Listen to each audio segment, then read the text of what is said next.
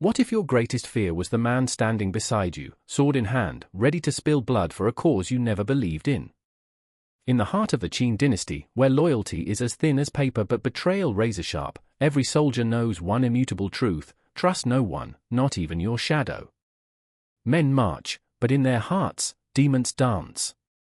Day breaks over an empire built on the bones of the fallen, the air crackles with tension, every inhale a promise of chaos.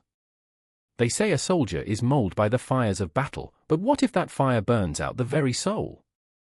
Beneath the insignia of the powerful, soldiers are mere pawns, flesh for the furnace of ambition. Every clank of armor echoes the desperate beat of a heart that knows betrayal waits just beyond the horizon. Loyalty? A cruel joke. The emperor's whispers slither through the ranks, sowing seeds of doubt.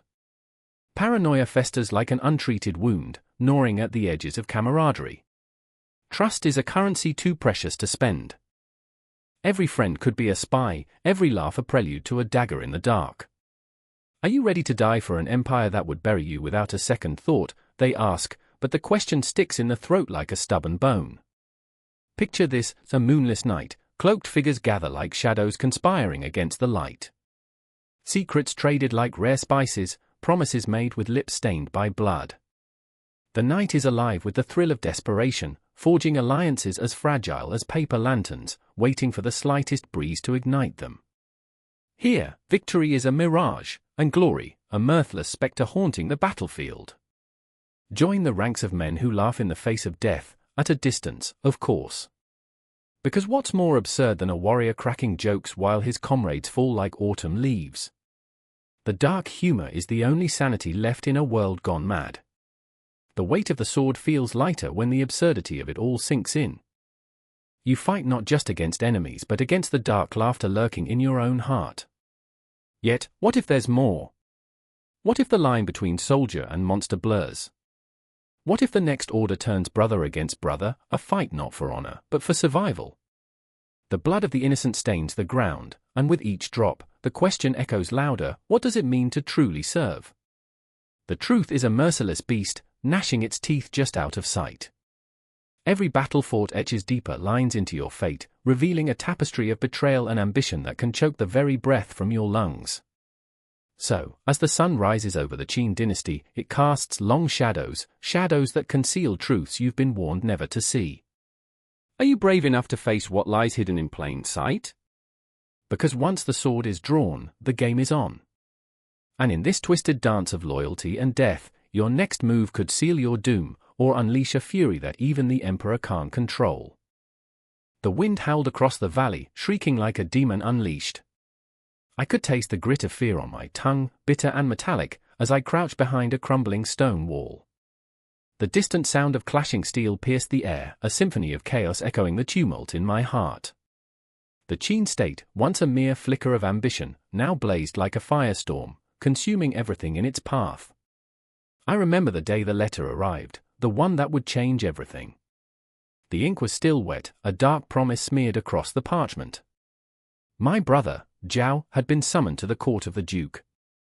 His eyes burned with fierce determination, but there was a shadow lurking there too, a shadow I couldn't quite grasp.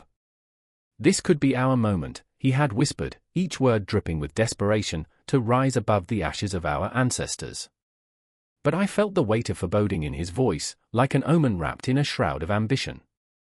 In the flickering light of the hearth, our mother sat, her fingers trembling as she wove the last threads of a tapestry depicting our lineage. I watched her, the woman who had once filled our home with laughter, now a ghost of her former self. The needle wove in and out, her brow furrowed with a worry that hung thick in the air. "Zhao," she murmured, "the court is a hungry beast. It devours the weak and spits out the bones." I could see Zhao's spirit flicker, wavering like a flame battered by the tempest.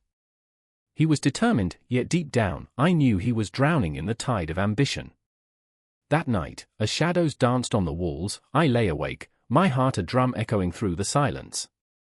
Dreams of conquest mingled with nightmares of betrayal, visions of glory tainted with the blood of kin.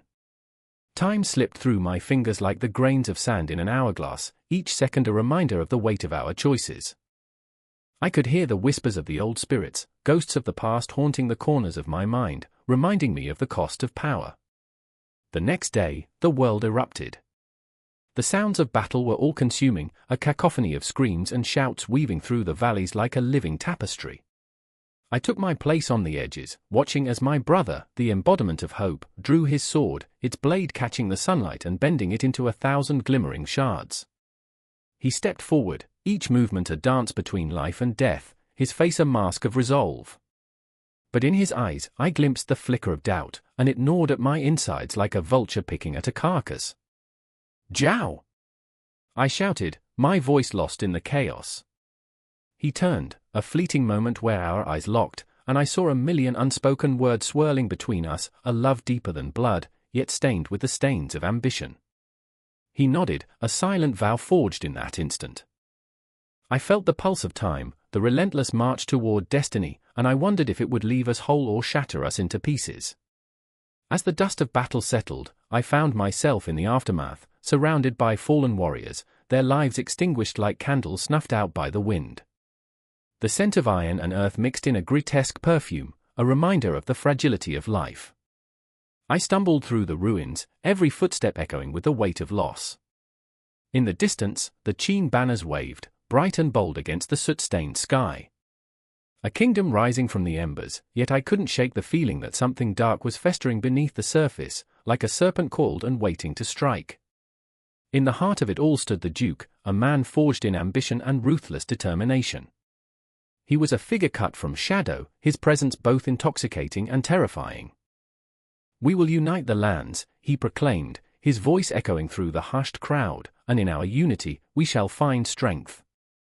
But I could see the flickers of madness in his gaze, a hunger that could devour worlds. It was a fire that could cleanse or destroy, and I couldn't decipher which it would be. Zhao, emboldened by the Duke's vision, became a weapon of that ambition. I watched as he transformed, the boy I once knew morphing into a figure draped in the cloak of the conqueror. It was intoxicating, yet suffocating. I saw him swallow his doubts, bury them deep beneath layers of glory and triumph, but I could feel the weight of those unacknowledged fears. He was becoming everything he sought to destroy. And then it happened, a betrayal whispered in the shadows, a dagger thrust deep into the heart of our unity. The echoes of deceit reverberated through the halls, and I felt the earth tremble beneath us. Friends became foes, alliances shattered like glass underfoot. I was swept into a whirlwind of chaos, unable to distinguish friend from enemy, the very fabric of our lives unraveling before my eyes. "Zhao!" I cried out, desperation clawing at my throat. I rushed through the chaos, each heartbeat a drum signaling the end. I found him at the precipice, the Duke's words wrapping around him like a noose. "Is this what you wanted?" I shouted, my voice breaking. His eyes met mine, and in that moment, I saw the boy I cherished, the dreams we had woven together now crumbling into dust. "I have to," he began, but I cut him off, the anger boiling over, a mix of fear and love. "At what cost?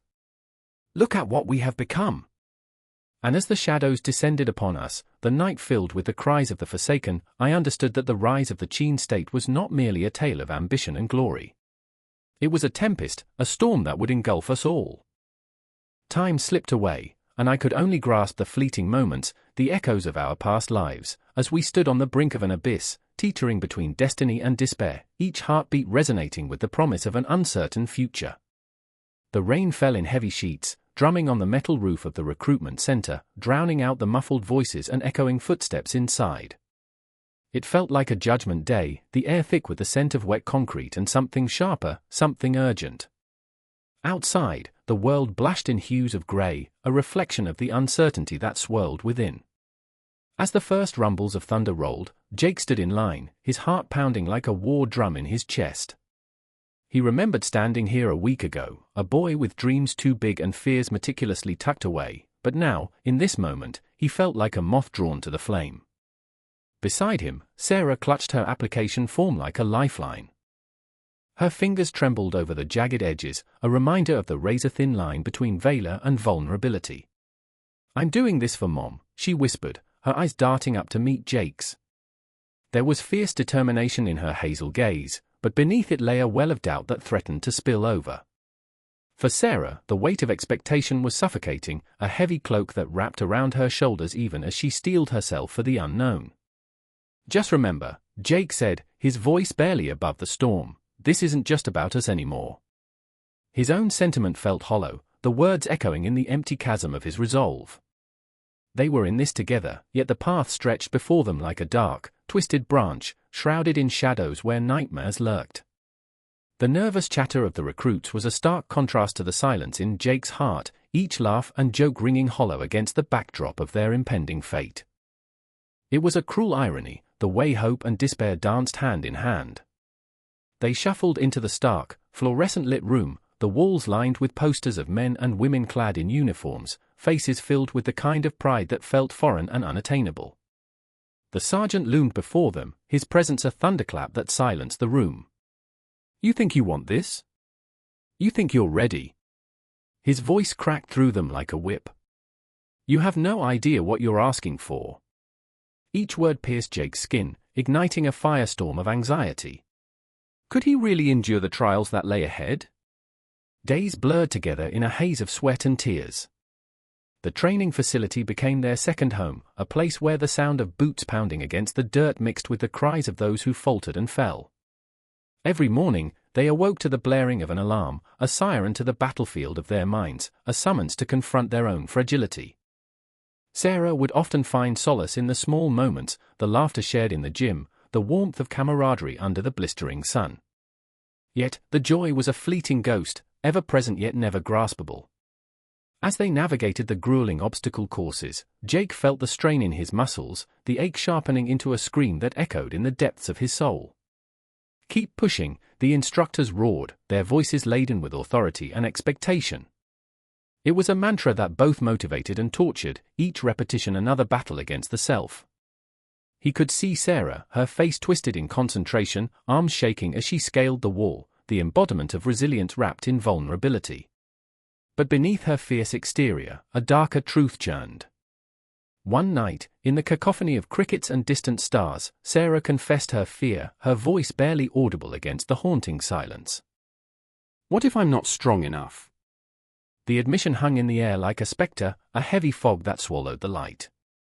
Jake turned to her, a million thoughts racing through his mind, but all he could muster was a hand on her shoulder, a silent promise that they would not face this alone. Then came the night drills, an exercise in fear and bravery woven together, where shadows danced in the corners of their eyes, and every sound became a potential threat. As they crawled through the mud, hearts pounding like war drums, Jake felt the weight of 1,000 lives resting on his shoulders. "I remember," he whispered, recalling the faces of friends and family, the laughter of a little brother who would never understand why his big brother chose this path. The images flickered like a film reel, slipping through his fingers just as they flickered to life. The culmination of their training approached like a storm on the horizon, dark and filled with promise. The day of reckoning arrived, and they stood in formation, hearts racing, as they faced the instructors, eyes glinting with the fierce pride of those who had walked this path before. Fear coiled around their ankles like a snake, threatening to pull them down, but they stood resolute, bodies trembling yet unyielding. "Look around you," the sergeant barked, the intensity of his gaze pinning them in place. "This is your family now. Every one of you carries the weight of the world on your shoulders." The words went through Jake like a jolt of electricity, igniting a fire in his gut. He saw Sarah's jaw clench, her fists balling at her sides, the fire in her spirit stoked by the intensity of the moment. They were not just recruits, they were warriors being forged in the crucible of uncertainty, bound by a shared purpose and an unbreakable bond. The training had stripped them bare, peeling back the layers until only raw emotion remained. They were not just soldiers, they were survivors, grappling with their fears and desires, carving out their identities in a world that demanded so much from them. Each sunrise was a testament to their strength, and every sunset whispered the secrets of their resolve. Jake and Sarah stood at the precipice, ready to leap into the unknown, knowing that their lives would never be the same. And as they prepared to take that leap, in the silence between breaths, they found a flicker of hope, a promise of what they might become. They were on the edge, not just of battle, but of themselves, ready to embrace the chaos and the clarity that awaited them. The clang of metal rings through the air, sharp and relentless as the thunder of war drums pounding in the distance. I stand in the mud, the earth beneath me slick with rain and mingling blood. My heart thrums like a captive bird, struggling against the chest that confines it. The horizon pulses with the flame of 1,000 torches, illuminating the faces of soldiers, hardened men sculpted by the unyielding hands of the Qin. They stand shoulder to shoulder, their eyes reflecting the firelight and a heart-stopping fear, the fear of the fight ahead, of the cold embrace of death that waits just beyond the battlefield. I see him, the commander, Zhong Wei, his brow furrowed in concentration, a lion among sheep. Teeth gritted, he scans the lines of his men, searching for resolve where doubt festers like a wound. He feels the weight of their lives pressing down, a burden so heavy he can barely breathe. He's not just a soldier, he's a father, a brother, a man forged in the crucible of an unforgiving war. Do not falter, he bellows, his voice echoing against the oppressive night, each syllable a knife slicing through the tension. We are the might of the Qin. We will carve our names into the annals of history. But beneath the bravado, he trembles, for he knows the truth, every man in his command is a thread in a tapestry stained with the blood of betrayal. The intricacies of the Qin military structure, the rigid hierarchy, the ruthless discipline, pulse with the memories of loss and sacrifice. It is this very structure that has built him into the man he is, yet it is also what haunts his dreams. Orders trickle down like the rain, they come from the emperor himself, cold and absolute. Obey without question, the edicts command. But what if those orders lead to slaughter? What if the lifeblood of his brothers is shed in vain? In the second line, I see Luo, a young recruit with a heart still beating fervently beneath layers of armor. His hands shake as he holds his bow, the wood slick from the humidity of impending rain. He remembers the laughter of his siblings, the warmth of his mother's arms, memories that feel like whispers of a long-lost dream. I just wanted to protect them, he murmurs to himself, the words carrying the weight of his ideals. But here he stands, a cog in a machine that values loyalty over life, precious life that can be extinguished with a single order. His eyes dart to the horizon, searching for the enemy, searching for a chance to prove himself, yet all he finds is the ghost of uncertainty. Hold steady. Zhong Wei's voice cuts through the fog of fear. But my pulse races for Luo, for the way he swallows hard, the way every breath feels like an encroaching noose. I feel the tug of his vulnerability, the echo of his longing. He is one of many, a legion of souls bound by duty yet yearning for a purpose that transcends this battlefield. And then there's Chen, the seasoned veteran, a man with scars that tell stories of battles fought and lost.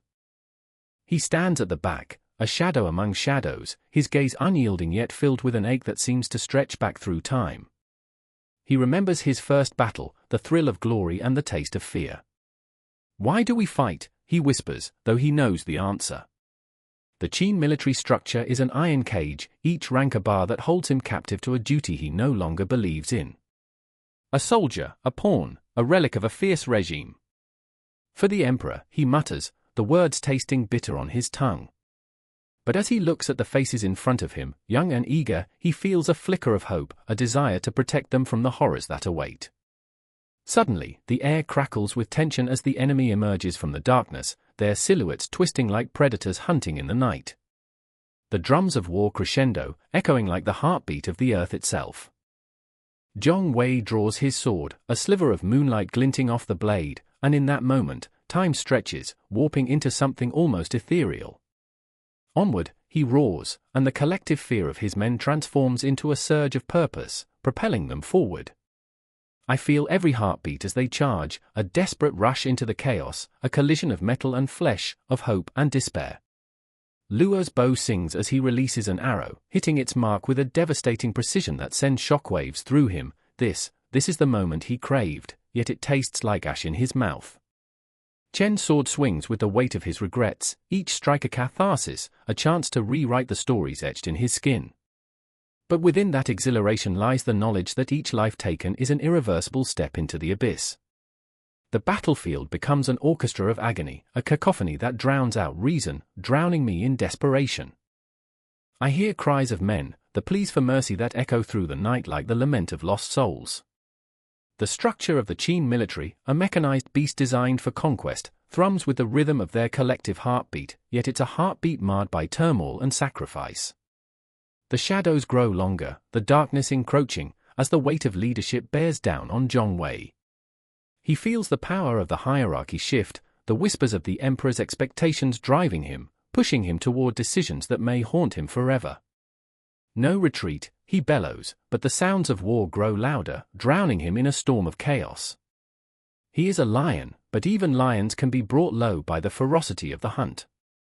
But there, in the midst of the fray, I catch a glimpse of hope, of camaraderie born from shared fear, of men banding together, driven by a cause that binds them tighter than the chains of command. And as the night rages on, I realize that the structure may hold them, but it is their spirits that ignite the true fire of the Qin military. I take a breath. I remember the faces, their struggles, their dreams, their fears, all woven into the very fabric of the military hierarchy. I feel them, each one, as they fight not just for the emperor, but for each other, for the chance to stand tall when the dawn breaks. The night stretches on, dark and stormy, and I know this is not just a battle, it is a reckoning. The question remains, who will survive to see the light? The sun hung low, casting a crimson hue over the desolate landscape, a haunting echo of the day's promise turned sinister. I crouched behind a crumbling wall, heart hammering against my ribcage like a desperate prisoner. The distant thud of artillery felt like the heartbeat of the earth itself, steady, relentless, taunting. I could feel the weight of the moment pressing down, the air thick with unspoken dread. The sky, bruised and heavy, mirrored my own turmoil, a silent witness to the chaos that became our everyday life. "Do you think we'll make it home?" whispered Garcia, his voice barely rising above the inferno that raged just beyond our makeshift shelter. His eyes, dark pools reflecting uncertainty, sought solace in mine. I wanted to lie, to weave a narrative of hope, but all that escaped my lips was a shallow breath that felt like a confession. I remembered the promise of summer barbecues, the laughter of children splashing in the pool, the warmth of my mother's embrace, but those memories felt like ghosts now, flickering in and out of existence. Another explosion shattered the silence, and I flinched, instinctively lifting my rifle, fingers trembling against the cold metal. The ground shook beneath us, a reminder that we were mere players on a stage of destruction. I could see the flicker of fear dance in Garcia's eyes. Fear was a constant companion here, creeping into our souls like the chill of the night, wrapping around us tighter with every passing hour.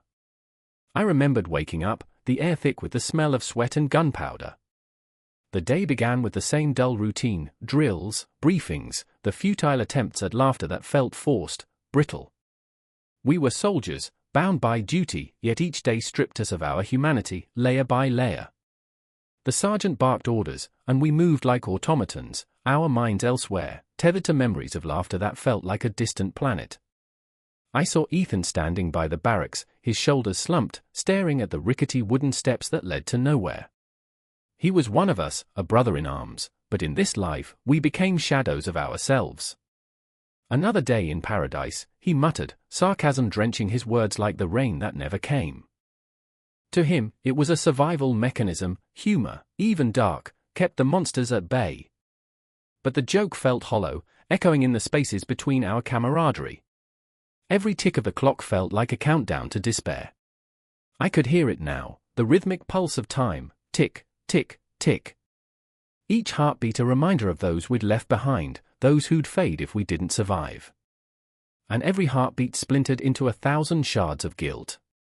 Guilt for being here while they went on with their lives, blissfully ignorant of the hell we faced. In the dead of night, the world transformed into a canvas of shadows and whispers. I often found myself staring into the abyss, lost in thought.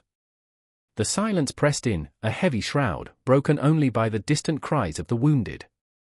We were haunted by the faces of those we couldn't save, the screams trapped in our minds like old vinyl records, playing on repeat.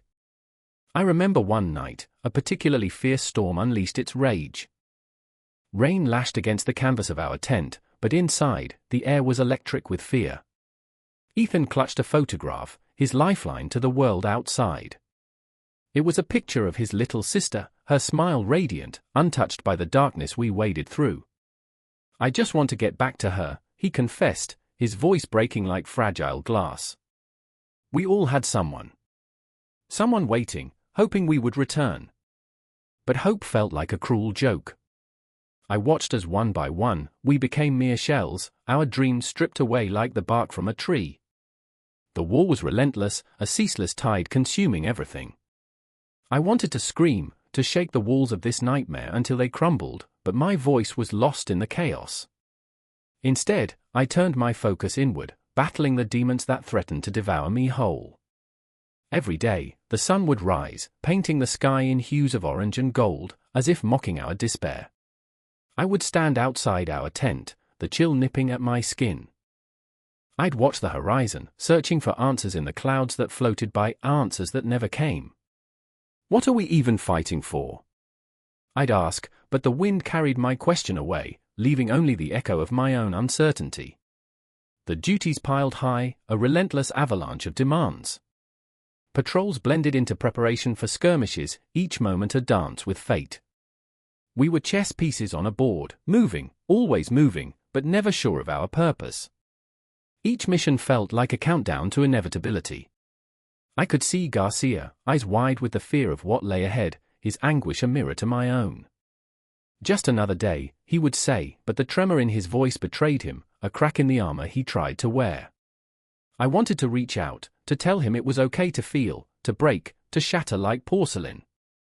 We were all so fragile, and yet here we stood, pretending to be ironclad soldiers. But there were no heroes in these moments, only men grappling with the reality of survival. Then, like a tide crashing against the shore, the moment came.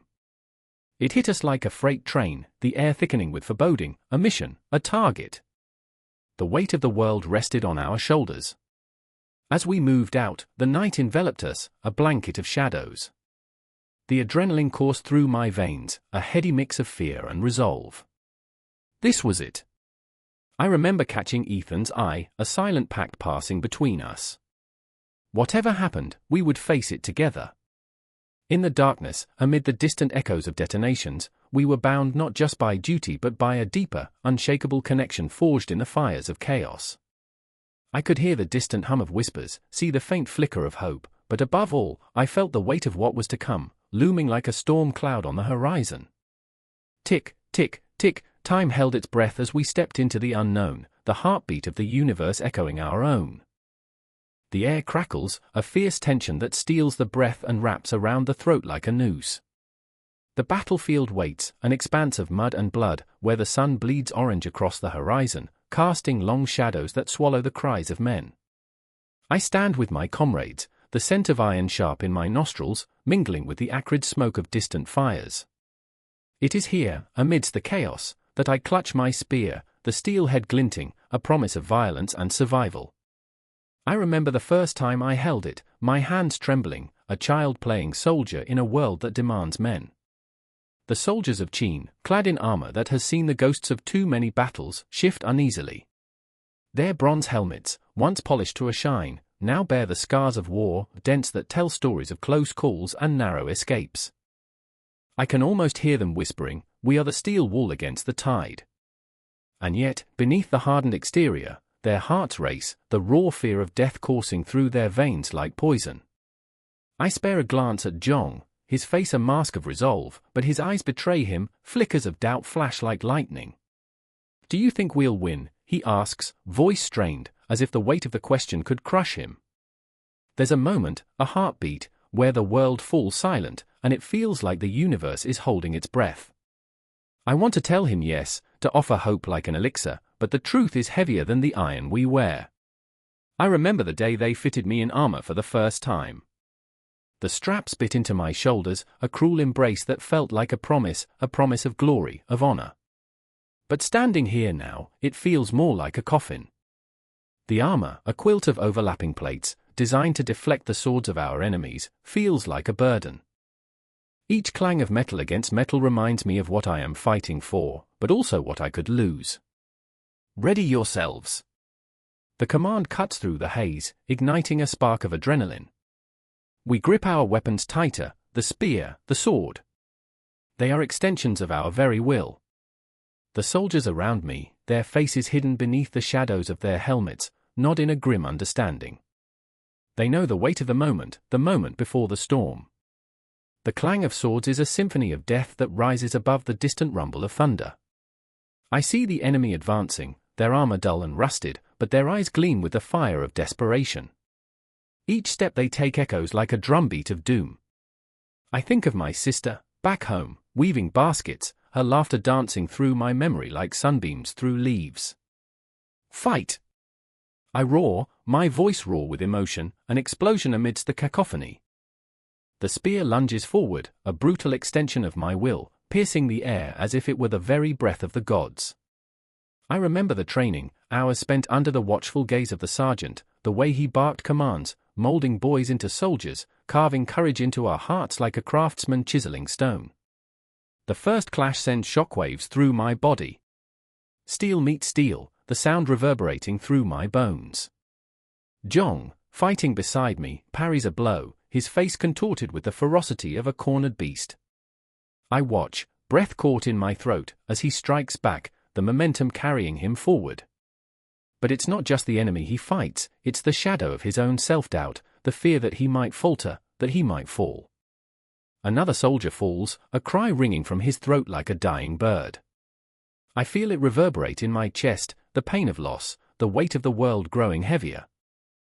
Around us, the battlefield becomes a hellscape, a cacophony of screams and the metallic tang of blood. Each swing of my spear is a prayer, each thrust a plea for survival.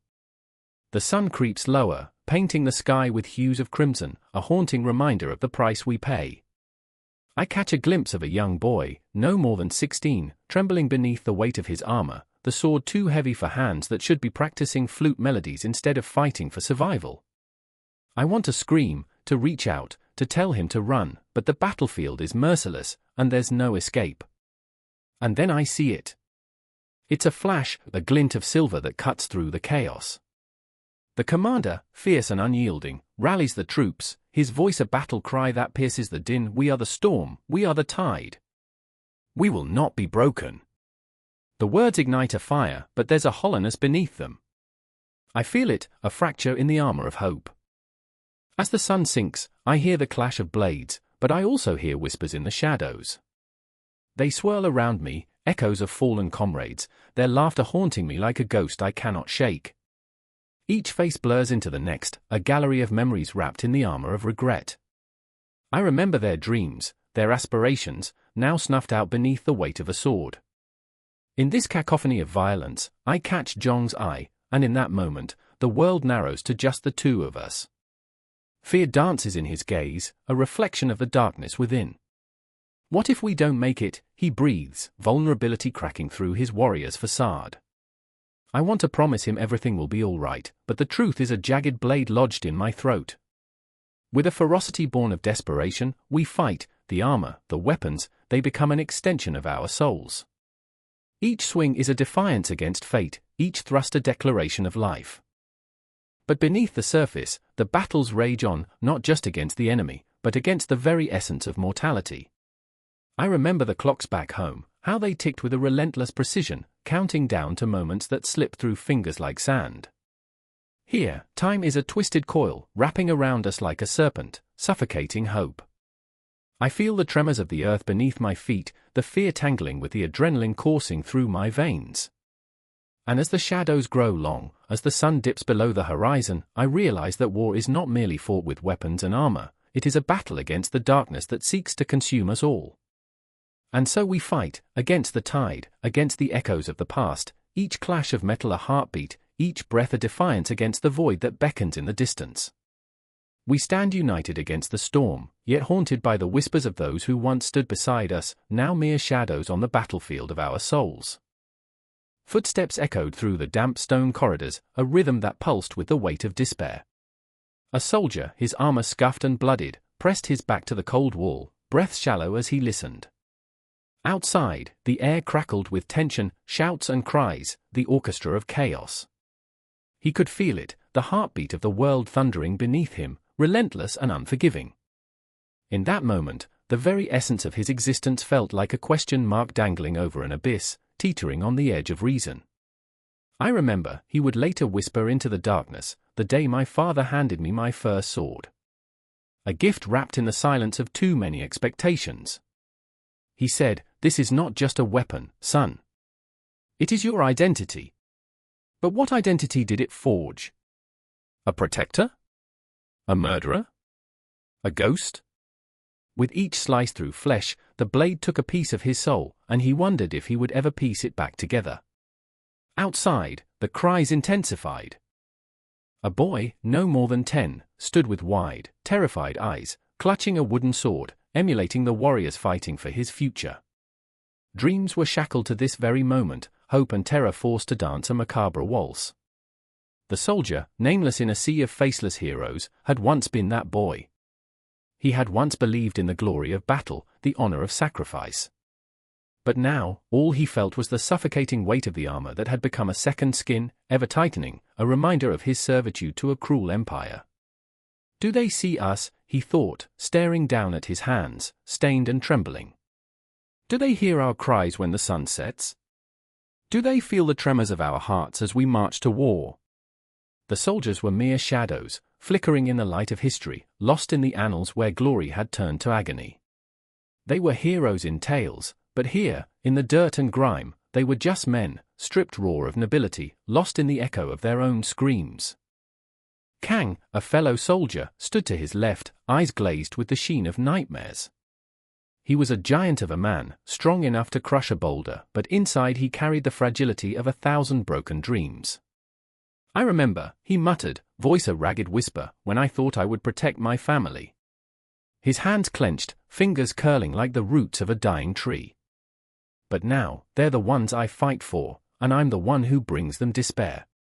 The soldier could see his pain reflected in Kang's eyes, each darkened corner a testament to the families they had lost. They were not just fighting for the empire, they were fighting to shield the very people who cursed their existence at night. The irony hung heavy in the air, a noose tightening around their throats. They were the armored specters of a society that cheered their valor yet cast them aside like discarded refuse when the battles faded. Night fell, and shadows danced across the battlefield as the moon hung like a silver coin, indifferent to their plight. There was a chill in the air, a whisper of the ghosts that followed them. The soldier felt a brush against his soul, a faint reminder of the life he had left behind, a child's laughter, a woman's touch, the warmth of home. Now, home was a distant memory, eclipsed by the harsh clangor of steel and the pungent stench of death. I remember, he thought, the warmth of her smile, the smile that once brightened even the darkest days. Now, I'm afraid of what my return will bring.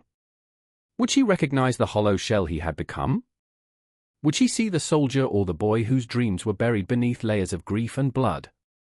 Each memory felt like a dagger, twisting deeper, a reminder of the rift that had grown between them and the world. Then, there was the sound, the crackling of burning wood and the frantic whispers of a village on fire. The soldiers were called to arms, forced to chase the horrors of war into the heart of innocent lives. We protect, they were told. We defend. But the truth clawed at their throats. Defend whom?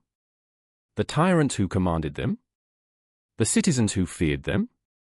The soldier looked at Kang, his heart pounding. What are we fighting for? The question hung between them like a thundercloud, heavy and fraught with tension. It was a question that had no answer, no simple resolution to soothe the turbulence within their chests. The moonlight illuminated their faces, revealing the turmoil etched into their features. They were broken men, pieces of a shattered society, soldiers trapped in a cycle of violence. Then came the moment when chaos erupted. A horde of rebels surged forward, faces twisted with rage and desperation. The soldier's heart raced, blood roaring in his ears. He gripped his sword tightly, knuckles white with fear and resolve. This was it. The line between them and the nightmare blurred, a fog of pain and strife. He felt the weight of every life behind him, every soul tethered to his fate. And as they clashed, steel meeting steel, he fought not just for survival but for the ghosts of the past that haunted him. For Kang, for the boy with the wooden sword, for the families who stood waiting in the shadows of uncertainty.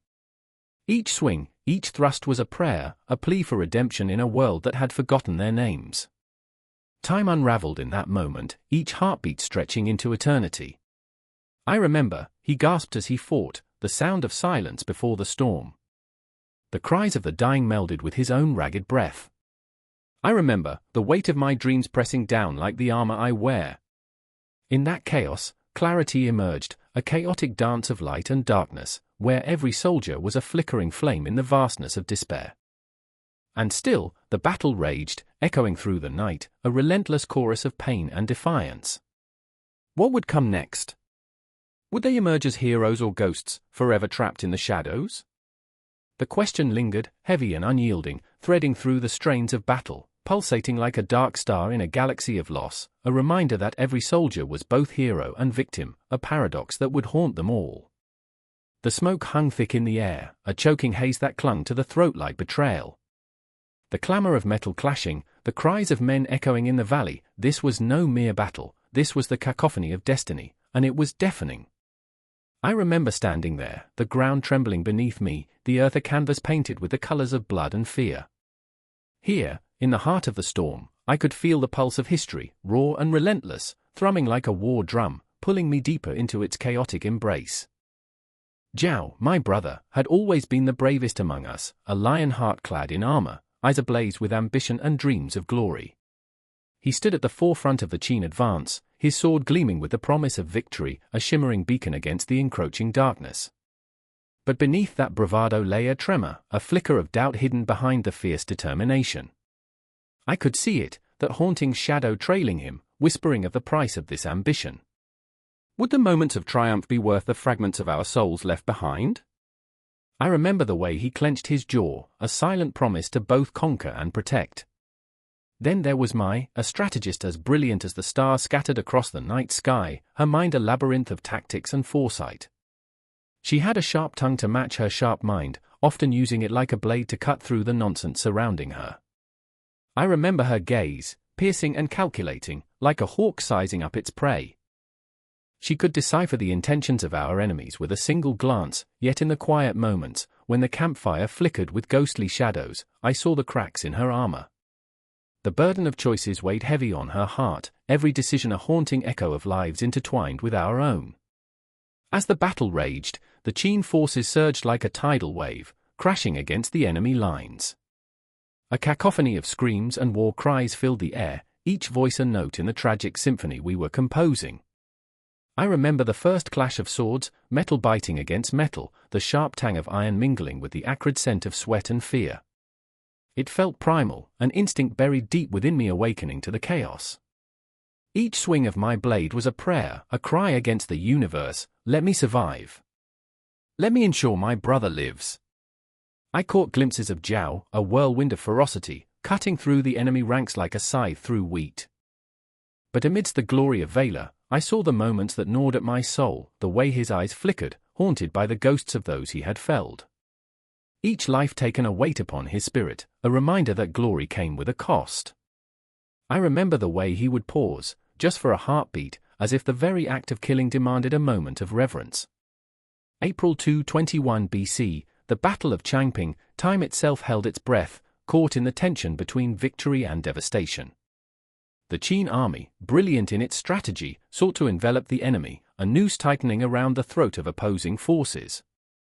Mai's mind raced, weaving intricate patterns through the chaos, her heart a metronome ticking down the seconds until decision could no longer be delayed. A feint here, a push there, she would mutter under her breath, an incantation against failure, her spirit aflame with the desire to protect those she loved. But what of love when it was marred by the specter of war?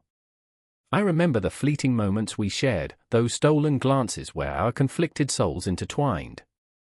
Mai and I, two threads in a tapestry woven from duty and desire, always just beyond reach. When this is over, maybe, she whispered once, a promise laced with fear. And with every battle that unfolded, that maybe became a ghost, a haunting echo of what could have been. The night before the final engagement, the air was thick with anticipation. I lay awake, listening to the sounds of the camp, the crackle of fire, the murmur of soldiers, the distant rumble of thunder approaching like a harbinger. The sky wept, but I felt no rain.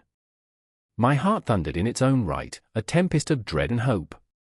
I could see Zhao, his silhouette against the firelight, shoulders tense, eyes distant. Alone in a crowd, he was a soldier weighed down by the burden of destiny. What if we lose? What if this is all for nothing? I dared not voice those fears, for in the heart of battle, silence spoke volumes. The dawn broke with a bloody promise. The world lit up in hues of red and gold, but it was a deceptive beauty. We charged forward, a tide of steel and fury, the ground quaking beneath our feet. Zhao was a force unleashed, a comet streaking through a starless sky. I remember the moment he faced the enemy commander, two titans clashing in a dance of death. The air crackled with energy, the world narrowing to a single point, death and life, loss and victory, all converging in a heartbeat. I saw it, the moment Zhao hesitated, a flicker of compassion breaking through the armor of rage. No! I screamed, but my voice was lost in the chaos. Time slowed, the world around us bending to the will of fate. The blade plunged, the life extinguished, and with that one act, shadows fell heavy upon his heart. A scream echoed through the battlefield, a sound so primal it could have risen from the very depths of the earth. It was the sound of innocence shattered, the price of ambition laid bare. In the aftermath, as the dust settled and the cries faded into eerie silence, I sought Zhao, my heart a raw wound. The ground was soaked in sorrow, the remnants of dreams and lives strewn about like forgotten whispers. I found him, his face a mask of anguish, a warrior forever changed. I did what I had to do, he muttered, but the tremor in his voice betrayed him. He had become both victor and victim, a conqueror shackled by the weight of his choices. And Mai, brilliant and broken, stood beside him, her eyes reflecting the ruins of our aspirations. The price of victory is steep, she murmured, the words heavy with the weight of truth. The strategies that had once seemed so clear now lay shattered like glass, and in their wake, we were left to grapple with the aftermath. We had won the battle, yes, but at what cost? The echoes of our choices would haunt us, ghosts forever lingering at the edges of our souls.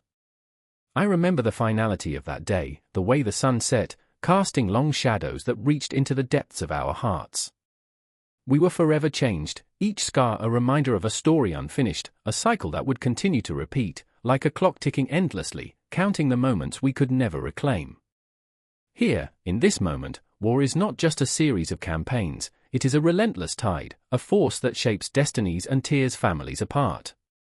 The Qin military, a juggernaut of ambition and strategy, marching forward through the winds of time, leaving behind whispers of sorrow and shadows of glory.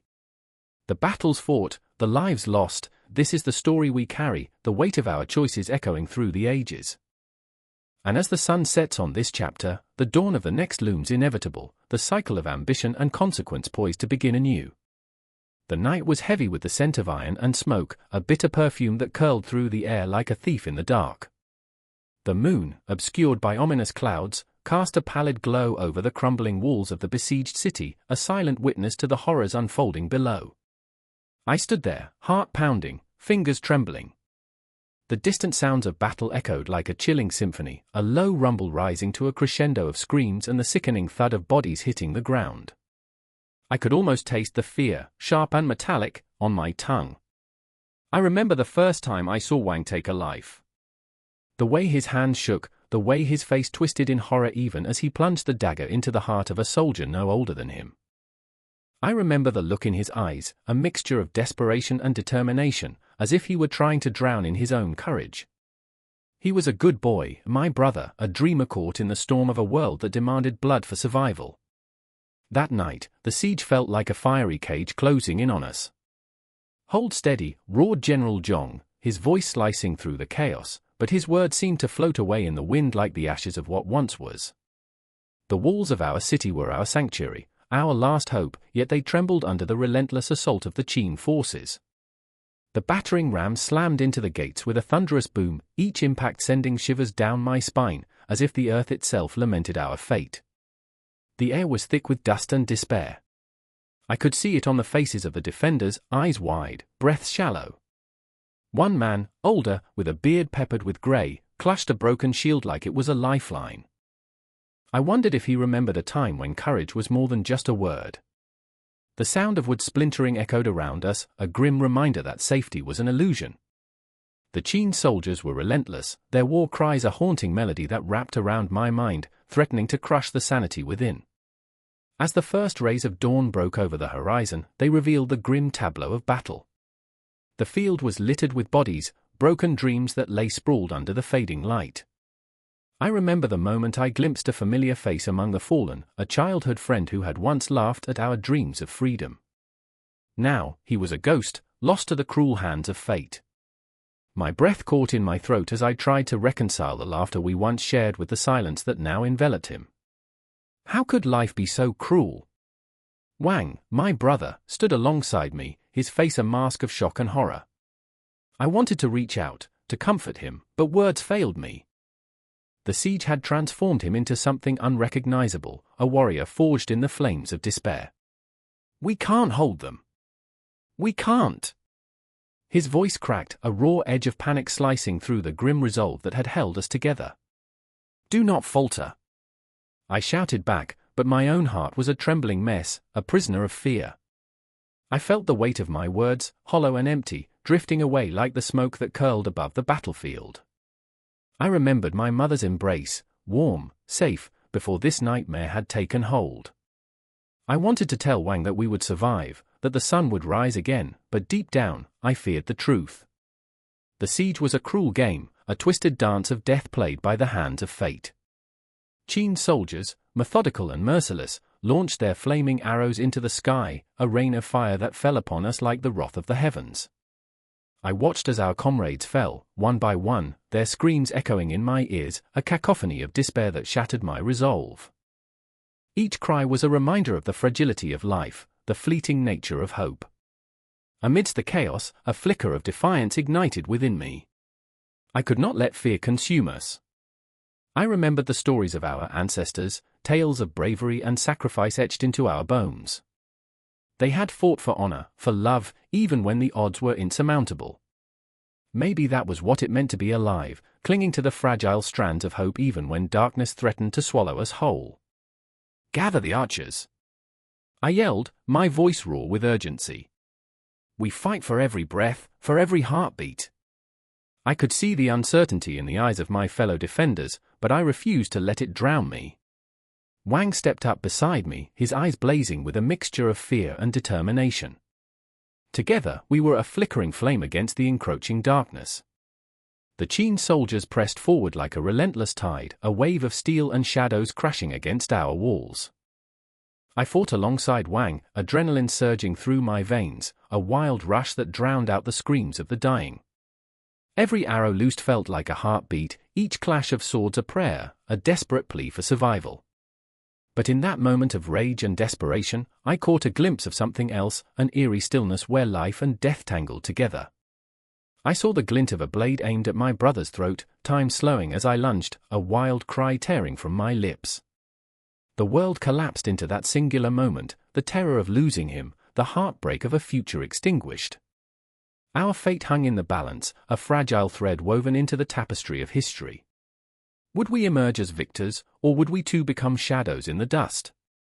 I felt the weight of the world pressing down, the ghosts of those lost whispering through the chaos. In the heart of that siege, amidst the chaos, I understood something primal. The fight was not just for survival. It was a battle for the soul, for the relentless spirit that refused to be extinguished. As the sun dipped low, painting the sky in hues of crimson and gold, I knew that whatever lay ahead, the siege was far from over. We would fight until our hearts ceased to beat, until the very air around us was thick with the echoes of our defiance. And even as the darkness enveloped us, I refused to surrender. The world was a tempest, and we were the flames that would not be snuffed out. The wind howled like a wounded beast, a mournful cry echoing across the jagged stones of the Great Wall. It was a sound that clung to the air, heavy and oppressive, as if the very ghosts of fallen soldiers lingered, restless and tormented. I stood there, just a few feet from the edge, where the mountainous terrain fell away into a chasm of uncertainty, heart-pounding, racing against the unrelenting tick of time. I remember the dirt beneath my knees, the grit of the ancient stones pressing into my palms, each one a testament to blood, sweat, and sacrifice. Zhao, a soldier with haunted eyes and dreams of glory that had turned into nightmares, stood beside me. His breath came in rasps, each inhale drawing in the chill of fear and regret. He was a man of simple desires, only wanting to protect his village, to keep the darkness at bay, but the weight of his duty was a shackle, chaining him to a fate he never chose. I could see the trembling in his hands as he gripped the hilt of his sword, a desperate dance between courage and despair. "Do you feel it?" he whispered, voice barely rising above the wind. "The wall isn't just stone. It's a prison. A cage for our souls." I understood. I felt the truth of his words seep into my bones. The Great Wall, a marvel of human ambition, loomed before us, stretching like a titan across the horizon. It was a symbol of defiance in the face of chaos, a bulwark against the relentless tides of invaders from the north, but it was also a reminder of what we were losing, ourselves. Each brick laid was a hope buried, a dream sacrificed for the sake of survival. Beside Zhao, Mai was a flame flickering against the oppressive night. Her spirit was fierce, eyes ablaze with determination, yet there was a tremor in her voice that betrayed her bravado. "We build this wall for them," she said, glaring out at the darkness beyond. "But what about us? What about the families left behind, the lives shattered by war?" The words hung in the air, palpable and heavy, and I could sense the collective heartbeat of our small group, each pulse echoing a shared burden. We were not just soldiers, we were humans, torn between duty and desire, loyalty and love. I remember how the first rays of dawn broke across the horizon, illuminating the stones of the wall, giving life to a structure that stood sentinel against the nightmares that lurked beyond. The sun's light felt like judgment, a reminder that time would march forward, indifferent to our fears.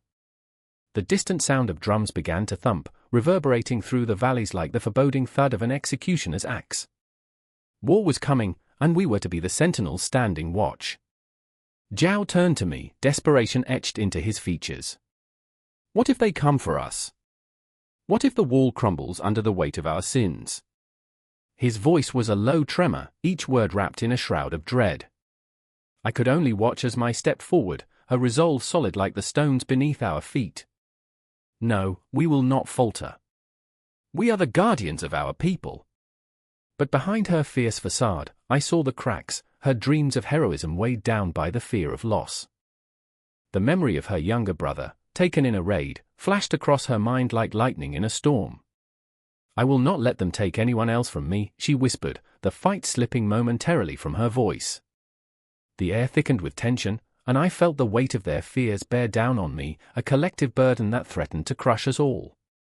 Each heartbeat was a countdown, a reminder that the enemy was out there, lurking in the shadows, waiting for the moment when weakness seeped into our ranks.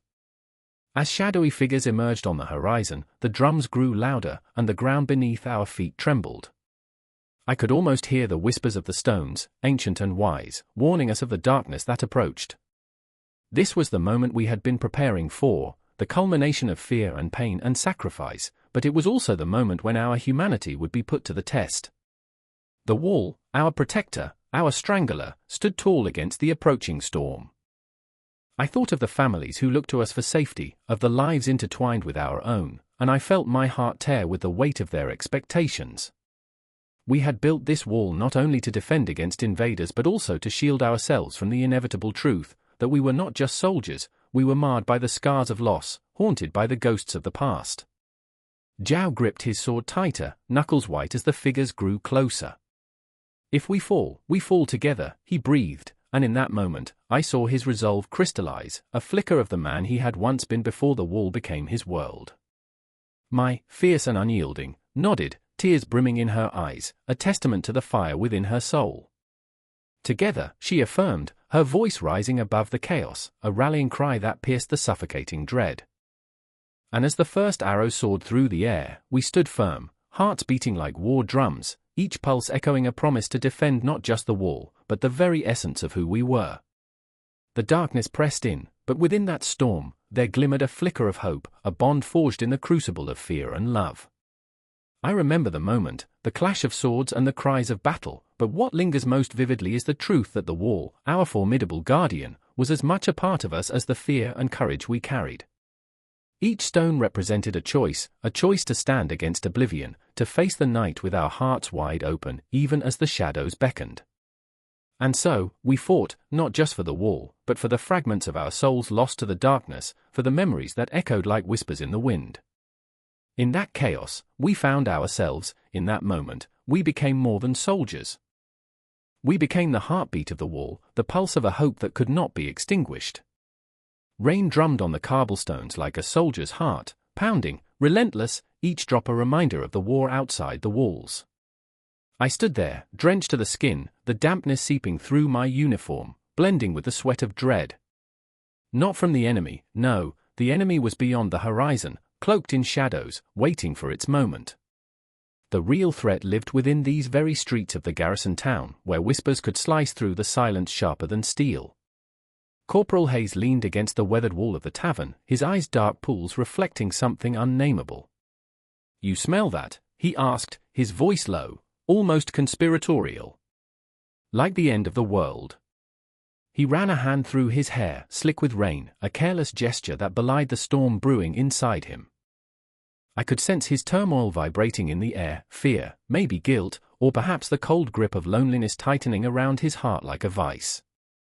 I wanted to tell him that I felt it too, that every drop of rain was a reminder of the lives we had taken, the choices we'd made. Instead, I looked away, my gaze drawn to the townsfolk who passed by. They hurried, heads down, avoiding our stares, as if the uniform on my back was a curse, a shadow clinging to their heels. I saw a woman in a tattered shawl, her eyes wide with the kind of desperation that gnaws at the soul. I recognized her face from the market. Her son had been one of the bright-eyed children who once laughed in the sunlight. Now, he was a ghost, a memory snatched away by the war. "Damn it, Hayes," I whispered, the words spilling from my lips before I could stop them. "They're afraid of us." "They should be," he shot back, his voice a blade cutting through the tension. "We're the ones with the weapons." A silence fell, thicker than the rain-soaked air. My heart raced, a drum echoing the truth we both knew but never spoke aloud. We were soldiers, yes, but in this town, we were also monsters. Our presence loomed like a spectre, haunting the streets, casting long shadows that twisted and turned with every passing civilian. I wanted to scream, to rage against the injustice of it all. But what good would that do?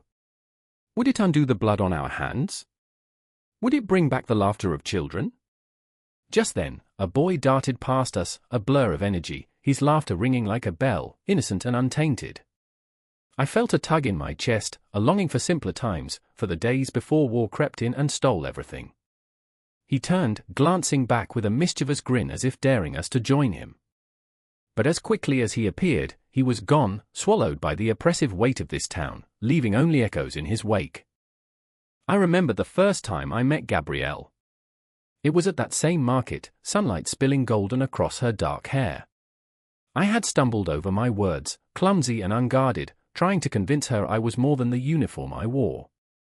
But seeing her now, avoiding my gaze as if I were a spectre from her past, I felt that initial spark extinguished, snuffed out by the reality of war and fear. She was a firefly, bright and beautiful, and I was the shadow, threatening to eclipse her light. "Corporal," I heard the sergeant call, snapping me back to the present.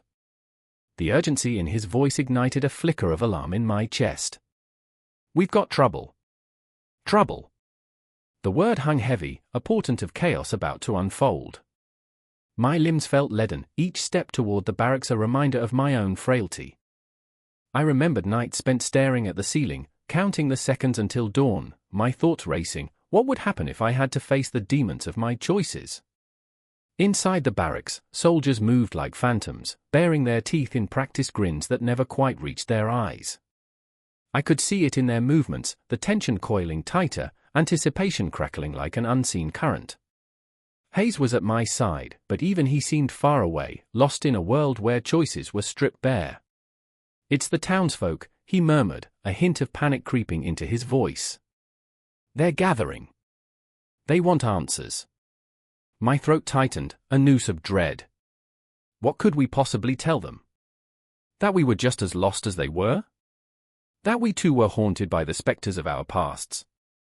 The weight of the uniform pressed down, heavy and suffocating. As we stepped outside, the crowd surged forward, a mass of faces twisted in fear and anger. I saw Gabrielle again, her eyes blazing, hands clenched into fists. "You think we'll just let you destroy our lives?" she shouted, her voice rising above the tumult. "You've taken everything from us. We're not afraid anymore. Every word was a dagger, piercing through the ranks of soldiers, through the walls we had built around our hearts. I felt the heat of her rage, the anguish behind her eyes, and I wanted to reach out, to tell her I understood, to share the burden of pain that was suffocating us all. But then the crowd surged, a tidal wave of emotion, and suddenly it wasn't just words. It was a confrontation, a flood of bodies crashing against our wall of protection. The air was thick with the scent of sweat and fear. In that moment, I realized, this wasn't just about soldiers and civilians. This was a struggle against the ghosts that haunted us all, a fight for survival amidst the chaos.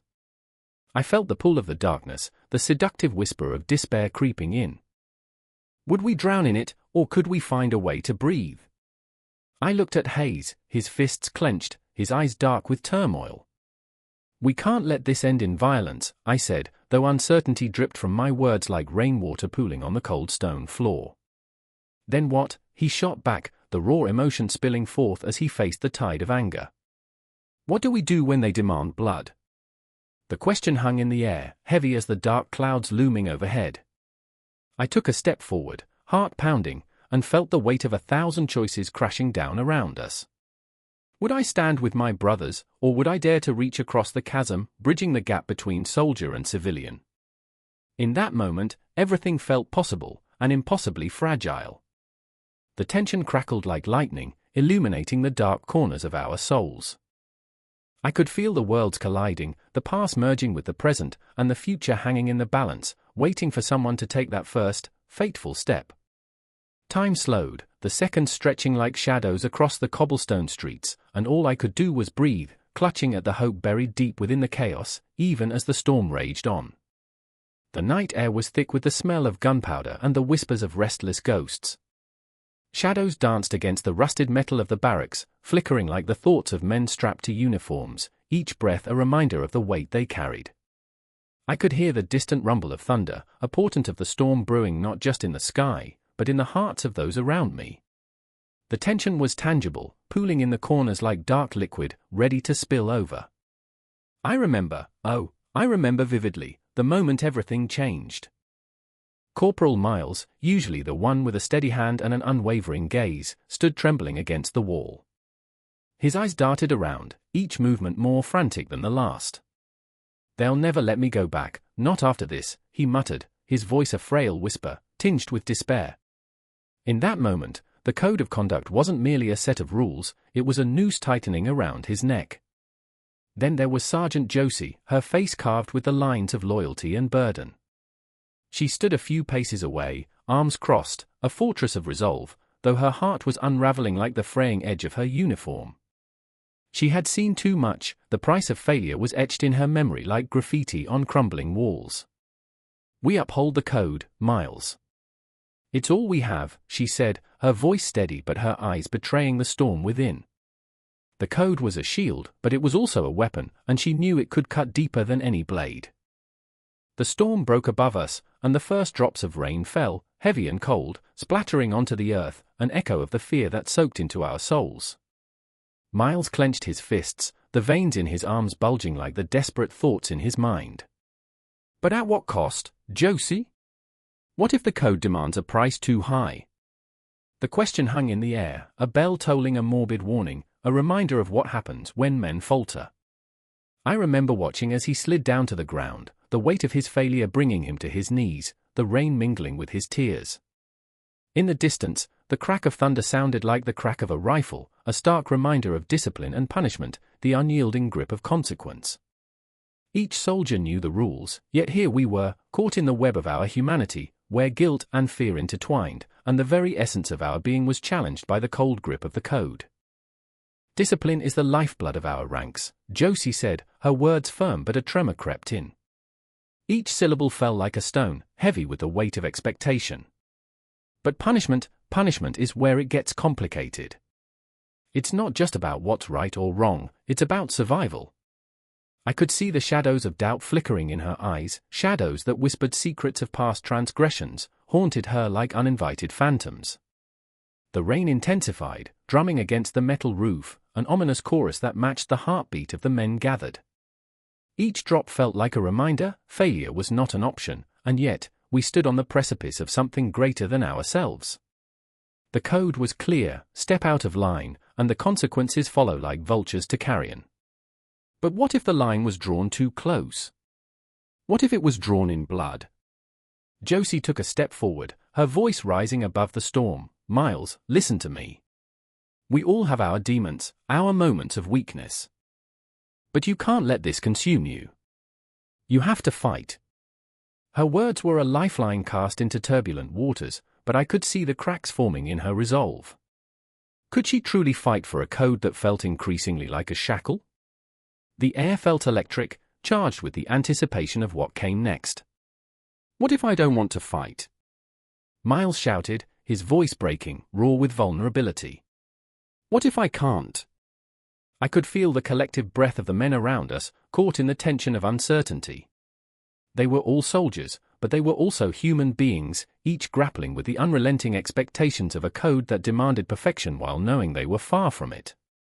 Then you'll face the punishment, Josie replied, her voice dropping to a whisper, heavy with the truth of it. The words hung between them like a guillotine's blade, ready to drop. In that moment, it felt as if the world had narrowed to just the three of us, the tension palpable, the stakes higher than the heavens above. Each heartbeat echoed with the rhythm of our collective dread, a morbid symphony of fate and consequence. I could feel the rain soaking through my uniform, chilling me to the bone, but it was nothing compared to the chill creeping into my heart. Each soldier's gaze was fixed on the unfolding scene, the silent acknowledgement of what was at stake, a brotherhood forged in fire, yet splintered by fear. Miles looked up, and for a moment, his eyes held the depths of despair and a flicker of defiance. I won't let them break me, he declared, and there was a fierce beauty in his fragility. But to break the code meant to break the brotherhood, and the price of betrayal was steep. Josie stepped closer, her resolve hardening. Then stand up, Miles. Face what's coming. Discipline isn't about being perfect, it's about standing together when the storm hits. A storm was brewing, and it was not just the rain that would fall, it was the weight of their choices, the reality of their decisions echoing through time. The thunder roared overhead, a reminder that the world was watching, and the code was unyielding. I could feel the air crackling, thick with emotion, and each word felt like a heartbeat, a step toward an inevitable reckoning. Miles stood, shaking but determined, and in that moment, the darkness closed in, waiting to see who would break first, who would rise, and who would fall. The shadows whispered secrets, and the rain fell harder, drowning out the sound of resolve. The storm raged around them, and within the walls of discipline, the heart of a soldier was laid bare, raw, exposed, painfully human. As the night deepened, so did their struggle, spiraling into the uncharted territories of fear, loyalty, and the haunting question of what it truly meant to uphold the code. The door creaked open, a haunting sound echoing in the stillness of the living room, where the clock ticked like a countdown to something inevitable, something terrible. Amelia stood frozen, her hands clutching a worn-out teddy bear, the fabric frayed and stained, a relic of a time when her world was more certain. The soft glow of the lamp painted shadows on the walls, shadows that whispered secrets of absence and longing. She glanced at the calendar, the days marked in red, the ink smudged from tears that fell like rain down the paper, each stroke a reminder of time slipping away from her and her son, Ethan. Her heart raced as the familiar sound of boots against the pavement echoed outside. Each thud resonated with the weight of dread, a primal fear clawing at her chest. She remembered the last time he had come home, the look in his eyes, a mix of joy and deep-set sorrow that had etched lines on his face, lines that hadn't existed before. Tyler, her husband, was a soldier, and each deployment hollowed out a piece of the life they had built. The night he left, she had kissed him goodbye, her lips trembling, not knowing if they would meet again. "I remember that touch," she whispered, the soft words a prayer against the looming uncertainty. I remember the warmth, the laughter, the way you promised me forever."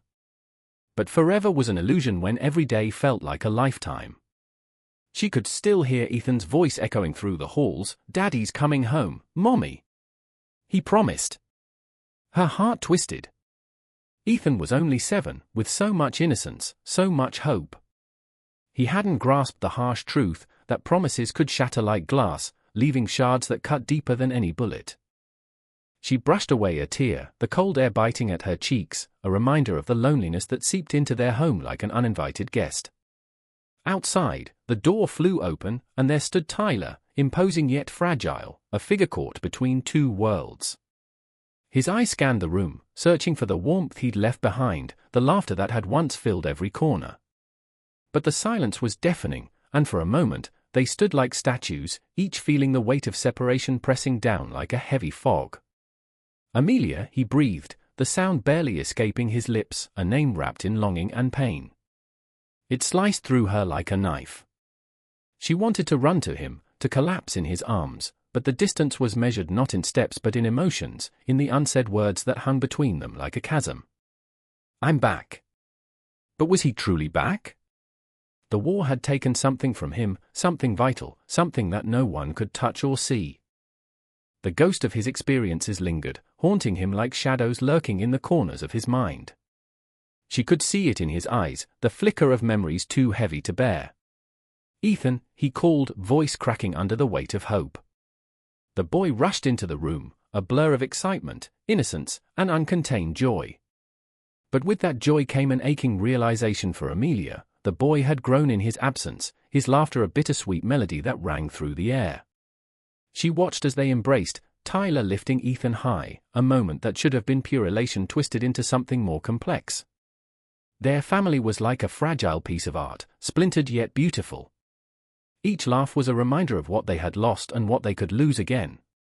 Tyler's gaze turned to her, and in that look, she felt the weight of their shared memories, the first kiss, the wedding vows, the quiet moments stolen after long days. But now, it was tainted with the shadows of war, and they were both mere ghosts in each other's lives. "Are you okay?" she finally asked, her voice trembling like a leaf in the wind. The question hung heavily between them, a spark igniting something deep and buried. He hesitated, pain flickering across his features. "I don't know. I remember when you left," she whispered, hoping to breach the silence overwhelming them. The night sky was full of stars, but all I could see was darkness. "I can't shake the sounds," he admitted, his voice raw, cracked like old earth. "The explosions. The screams." Ethan, oblivious to the depth of their unspoken pain, tugged at Tyler's sleeve, wanting to share his excitement, wanting to recapture the connection that had frayed with each passing day. But it was like reaching into the void. What they had known was now dust, scattered memories that couldn't piece themselves back together. Amelia felt the weight of it all, the intensity of separation, the insatiable longing. She was a soldier too, fighting her own battles in the silence, a war of the heart that raged within her. "What do we do now?" she whispered, the question hanging in the air, elusive and heavy. "I want to be here," he replied, the words stuttering as if they were foreign to him. "But I feel lost. I don't know how to be a husband again." Their eyes locked, and in that instant, Amelia saw the truth, the rawness of his vulnerability cutting deeper than any confession. She wanted to reach out, to pull him close, to tell him it would be all right, but the fractures were too deep. Instead, she stepped back, her heart heavy with the realization that love was not always enough. And in that moment, the clock ticked on, the shadows stretched long in the fading light, and the spaces between them felt infinite, two souls, once intertwined, now fighting against a tide of time and war. They were family, yet strangers, grappling with the ghosts of who they once were. Outside, the world moved on, the chaotic normalcy of life continued, while inside, the air was thick with unspoken fears.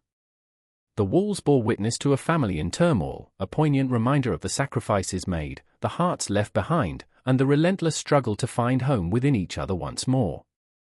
As the night enveloped them, the whispers of hope clashed with the shadows of despair, and the soft cry of their son echoed in the silence, a haunting melody that would linger long after the sounds faded, binding them together in a tapestry of love and separation, forever entwined in the dance of longing and loss. The earth shuddered beneath us, a guttural roar rumbling through the night as the echoes of gunfire lit the darkness like fireworks of despair. I stood in the muck and grime, adrenaline coursing through my veins, my heart a frantic drumbeat. I could hear my breath, ragged and wild, mingling with the stench of sweat and fear. One thought anchored me: Simon was out there, somewhere in that chaos. I could feel the weight of my loyalty, 1,000 pounds pressing on my chest, binding us in a way that mere friendship could never capture. "Stay close!" I shouted, my voice barely cutting through the cacophony, but I knew Simon could hear me. I remembered the first time we met, two scared kids in a world too big for us. I remembered how he had laughed when I tripped over my own boots, the way that laughter seemed to peel away the tension, making the universe a tad less ominous. It was that laughter that had stitched us together, a bond stronger than steel, forged in the fires of fear and uncertainty. But fear was a fickle partner. I squinted through the smoke, searching, praying, my mind racing as I recalled the night before. We had huddled around a small fire, sharing stories and dreams, the flames flickering like our hopes. Simon had spoken about his sister back home, about her laugh that could light up the darkest corners of his soul. I had envied him then, wished for the simplicity of a life unburdened by the weight of war, by the camaraderie we all craved so desperately. "Simon!" My shout echoed into the void, swallowed by the darkness. Panic clawed at my throat, a wild beast desperate to escape. I could see shadows moving, darting just out of reach, figures cloaked in the very fear that held me captive. The moment stretched, a taut string vibrating under the weight of uncertainty.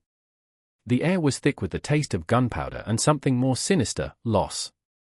It was in that silence, that breathless pause, that the world shifted. I caught a glimpse of him, a flash of light reflecting off his helmet, and everything inside of me ignited. I surged forward, every muscle screaming to reach him, to pull him back into the fold of brotherhood that had become our lifeline. As I ran, memories swirled around me. The laughter, the whispers, the moments of vulnerability shared in the shadows. But within those memories lurked the specter of what could be lost. "Hold on!" I shouted, the sound lost in the chaos. I stumbled, the ground uneven beneath me, and I felt a crushing weight, my heart, my loyalty, my promise to protect him. I could see him now, locked in a brutal struggle with the darkness, the very essence of brotherhood etched across his face. I lunged, arms outstretched, the world narrowing until it was just him and me, a fragile thread of loyalty binding us. The moment exploded. Everything went slow, like I existed in a dream where time was a cruel trickster. I reached him just as the night split open, a flash of white-hot light erupting from the chaos. It consumed everything, the sound, the light, the very air we breathed. My world dissolved, and in that blinding moment, I felt the searing heat of fate's grip. I remember gasping, the air electric as I yanked Simon back. We fell into the mud, two bodies entwined, hearts racing, the weight of loyalty pressing us together. The world spiraled, the sounds muffled, but all I could feel was him, the heartbeat of my brother against my chest, the warmth of his body grounded in the coldness of war. He was alive. We were alive. Damn it! Simon's voice, raw and fierce, cut through the haze. "You idiot! You could have, but I didn't care about the reprimand, the anger. I cared that he was here, that the shadow of loss had been pushed back, if only for a moment. I could see the flicker of fear in his eyes, a reflection of my own.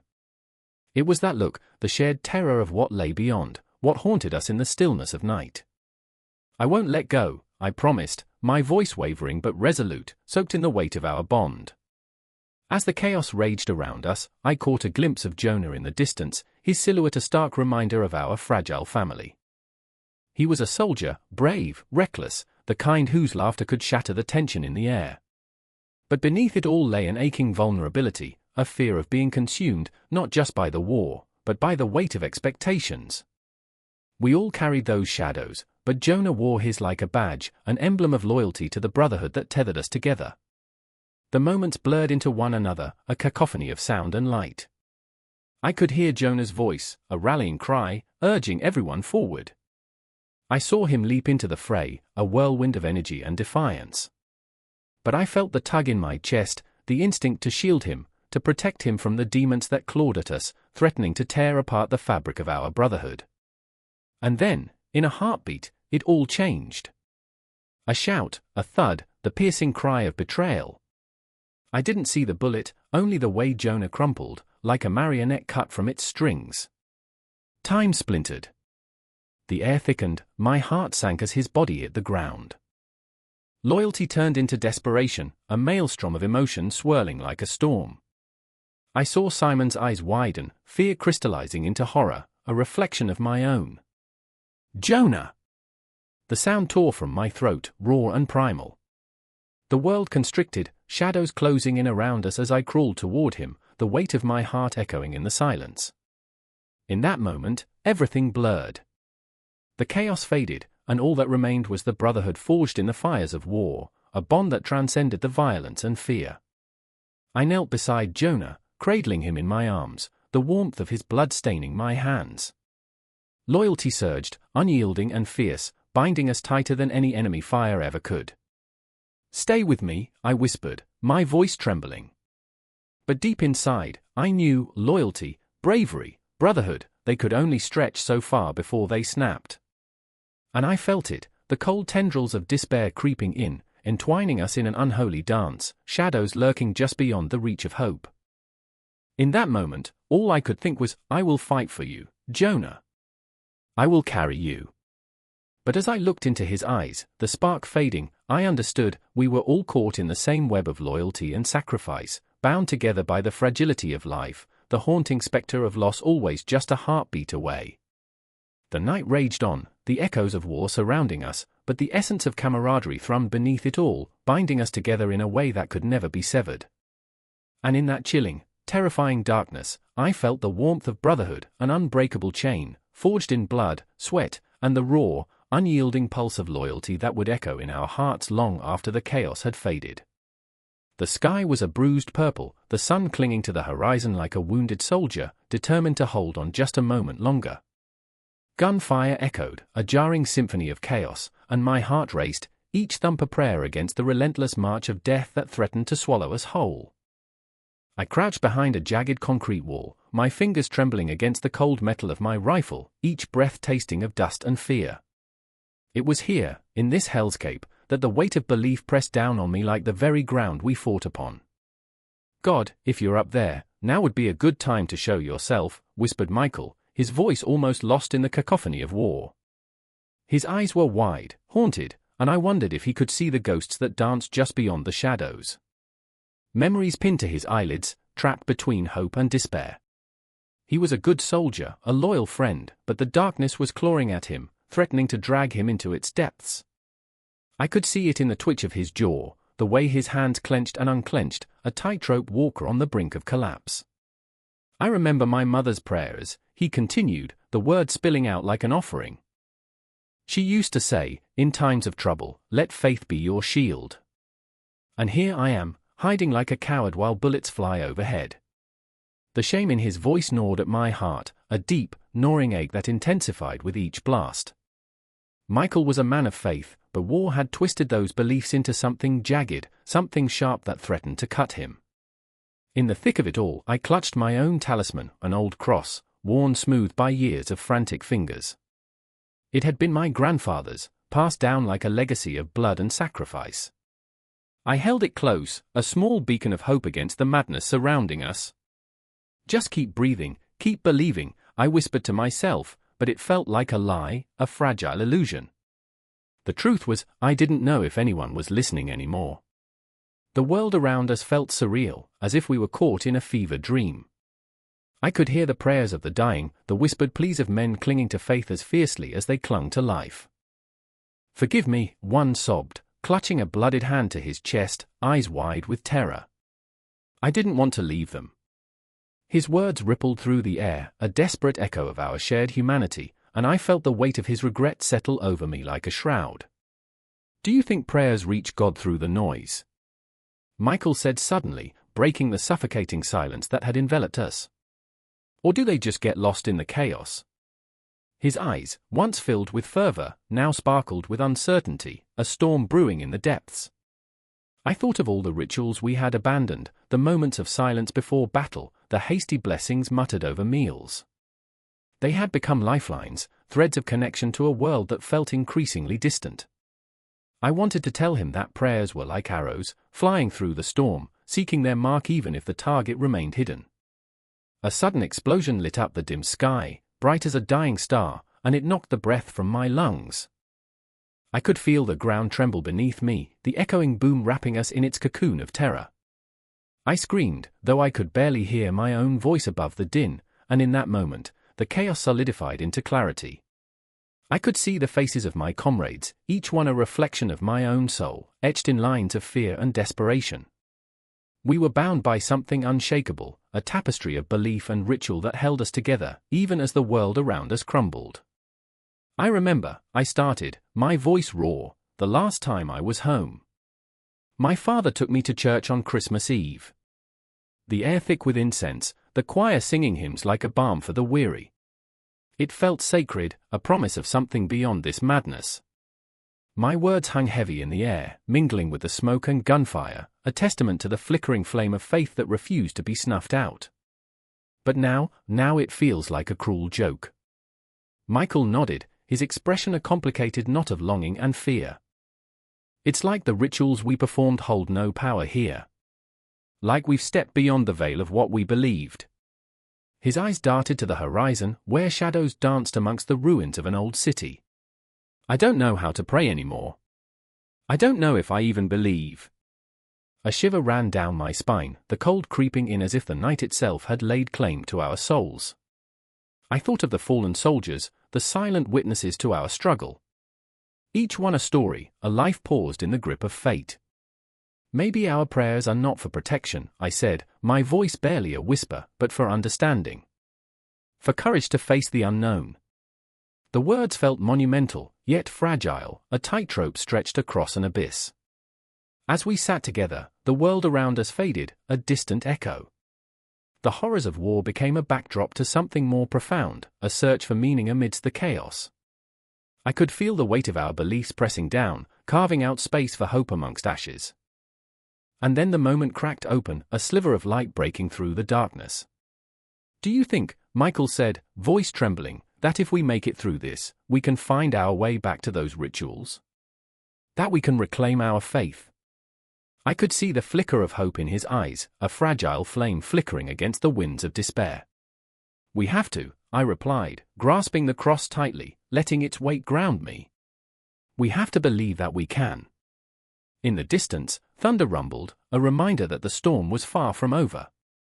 But through it all, in the wreckage and ruin, we clung to our faith, to each other, to the ghosts of those who had come before us. The battle raged on, but in that fleeting moment, we were tethered to something greater, something eternal, an unyielding belief echoing through the chaos. The air crackled with anticipation, every heartbeat a reminder that we were alive, and perhaps, just perhaps, that was enough to carry us through. The sun hung low in the sky, blood-red and swollen, casting long shadows over the ragged battlefield.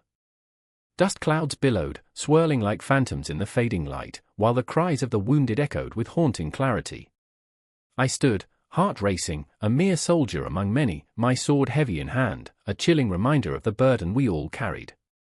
The air was thick with the scent of iron and desperation, mingling with the acrid smoke of burning torches. And there, among the chaos, stood Zhong, his eyes wide, filled with a terror that seemed to seep into the very marrow of his bones. "Do you hear them?" he whispered, voice trembling, as if sound itself could shatter the fragile thread of his sanity. I followed his gaze, and my breath caught in my throat. The banners of the Qin flapped in the foul wind, emblazoned with the emblem of a dragon, a symbol of power and dominance, yet here it felt like a noose tightening around our throats. Propaganda, they called it, words like daggers, slicing through the fog of our fears, driving us onward, forcing us to swallow the lies we desperately wished were truths. "Zhong, I started, but my words fell flat, lost among the clamor as the horn of war blared, a deafening cry urging us into the maw of death. I remembered the rallying speeches, the promises of glory and honor. I remembered the way the general's voice had boomed like thunder, cracking through the despair that clung to us like a shroud. To die for the emperor is to live forever, he had shouted. That chant echoed in my mind now, but it felt hollow, a cruel jest that mocked our sacrifices. Then there was Lei, who stood next to Zhong, his face a mask of anguish, fingers nervously tracing the hilt of his sword. What if it's all a trap?" he murmured, fear flickering like a candle in the wind. His doubt hung thick between us, an invisible line wrapped tight around my throat. The propaganda dripped into our veins, a potent poison promising glory but delivering only dread. I could feel the weight of it, the way it anchored our spirits, chaining us to the very idea of loyalty, forcing us into the fray with a twisted sense of righteousness. Around us, soldiers chanted the slogans drilled into us since the day we donned armor. Strength through unity. Fear the traitors. Victory is our destiny. I could see their faces, hollow-eyed and haunted. Were we truly united in purpose, or were we all just puppets dancing to the emperor's whims? I strained to remember the dreams that had driven me to serve, but they slipped through my fingers like sand, leaving only echoes of a once hopeful heart. I remember the propaganda murals in the city, grand depictions of warriors rising against the night, unyielding in their march toward an imagined bright future. Slogans painted in bold strokes, their promises sealing our fates. I remembered my mother's hands, calloused yet gentle, stroking my hair as she whispered of honor and duty. "You will bring glory to our family," she had said, her voice a haunting melody that now felt like a cruel lullaby. "Look!" Zhong shouted, snapping me back to the moment. The enemy emerged from the mist, dark figures swarming like locusts, faces obscured. It was as if the very shadows of our fears had materialized, a manifestation of all the doubts we buried deep within. "This is what we're fighting for!" Zhong yelled, clutching his sword like a lifeline, as if the steel could shield him from the onslaught of terror. But what were we truly fighting for? A kingdom built on bones and blood? A ruler who fed on our aspirations, twisting them into tools of control? Together, the general's voice boomed again, resonating with a maddening intensity. Every syllable felt like a drumbeat of fate, a relentless push forcing us to confront our own demons. The soldiers responded, their voices rising in a frenzy, yet I felt the emptiness within me swell like a tide. My heart thundered, and with it came a realization that gripped my soul with icy fingers. This was a game, a spectacle where we were less than men and more than pawns. The first clash of swords rang out, a metallic symphony of chaos. I could hear the cries of the dying mingling with the chants of battle, creating a grotesque harmony that echoed in my ears. I struck, my blade meeting flesh, and the warmth of blood showered over me, a visceral reminder that reality had a stark, ugly face. In that moment, I felt the propaganda seep into my very being, a monstrous presence that laughed at our naivety. I caught a glimpse of Lei, his eyes wide as he fought, terror morphing into something darker. The flicker of doubt transformed into a wild desperation, and I feared he was no longer fighting for honor but for survival, the thin line between virtue and madness nearly obliterated. Zhong, too, was lost, his blade dancing frantically, each swing a desperate plea to silence the haunting whispers echoing in his mind. In the fray, I saw the truth of our existence, soldiers, yes, but also broken men, bound by the promises we had swallowed whole. And then, amidst the blood and screams, I thought I saw a flicker of hope, the distant glimmer in the chaos. Was it possible that beneath the layers of manipulation, beneath the shadows of fear, lay a flicker of something real? But the moment vanished like a wisp of smoke, as the weight of propaganda crashed over me again, reminding me that in this world crafted by the Qin, hope was a luxury few could afford. The battle raged on, and I fought, each swing of my sword a desperate attempt to reclaim my spirit from the clutches of despair. But even as I fought, I felt the chilling grip of propaganda tightening around my heart, reminding me that we were nothing but instruments of the Emperor's will, warriors in a grand theater where the price of loyalty was the very essence of our souls. And as the sun dipped below the horizon, casting an eerie twilight over the carnage, I realized that here, in this moment, our lives were but whispers against the tide of history, a cruel, unyielding reminder that the greatest battle lay not on the field, but within our own hearts. We were trapped, yet still we fought, compelled to march onward, driven by the echoes of a promise that felt increasingly out of reach. The sound of gunfire rattled the air, sharp and unforgiving, each crack echoing like the tolling of a distant bell. Sergeant Connor gripped his rifle, knuckles white against the cold metal, his heart hammering a frantic rhythm that drowned out the chaos around him. The ground trembled beneath him, the earth itself mourning as the last breath of a fallen comrade joined the chorus of anguish in the smoky haze of battle. He could still see Mark, just hours before, laughing, joking, now a memory embedded in the thick fog of gunpowder and blood. Connor swore he could hear his voice, a ghostly whisper, "Hey, Sarge, Don't you dare let me down. He staggered back, the reality of defeat pressing down on him like the weight of 1,000 unshed tears. It wasn't just Mark, it was everything they had fought for, every promise made in the quiet of dawn, every dream of coming home. The battle was lost, and with it, the fragile threads of their morale unraveled, each frayed edge exposing the raw, bleeding heart of despair. Across the expanse of charred earth, Private Malik crouched low, his eyes wide with terror, a wild animal trapped in a snare of fate. He remembered the night before, huddled around a flickering lantern, sharing stories of home. His mother's laughter danced in his memory, blending with the scent of her cooking, a warmth that felt galaxies away now. But that laughter had turned to dust. Now, all that remained was the taste of fear, metallic and bitter on his tongue.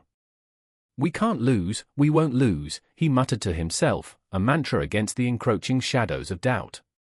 But deep inside, he felt a hollow echo, the gnawing realization that perhaps they already had. And in that moment, as the smoke curled upward like the tendrils of lost hope, the silence swallowed them whole. It was a quiet, suffocating kind of stillness, where even the distant sounds of war faded into a heavy, ghostly lull.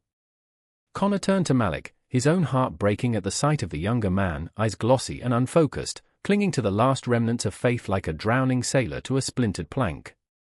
"Hey," Connor said, his voice a rough whisper, "we'll get through this. We have to." But words are but frail vessels in a storm. They faltered, crashing against the jagged rocks of reality. Malik's gaze faltered, falling to the remnants of the battlefield, a landscape littered with the ghosts of unfulfilled dreams, the cries of the fallen echoing in his ears like a maddening symphony. "What if we don't?" he asked, the tremor in his voice betraying the facade of bravado he clutched like a lifeline.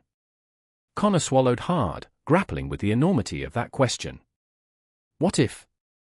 The thought hung in the air, a noose tightening around their hopes.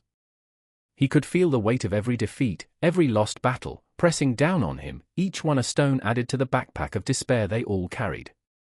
"We have to fight," he said, though his conviction wavered, frayed like the edges of their morale. They were soldiers, yes, but they were also human, and the toll of war wasn't just measured in victories, it was etched on their souls. Malik's breath hitched as a distant explosion shattered the silence, sending a shudder through the ground beneath them. The colors of war blurred in his vision, reds and browns swirling in a chaotic dance, reminiscent of the blood they spilled and the earth they stained.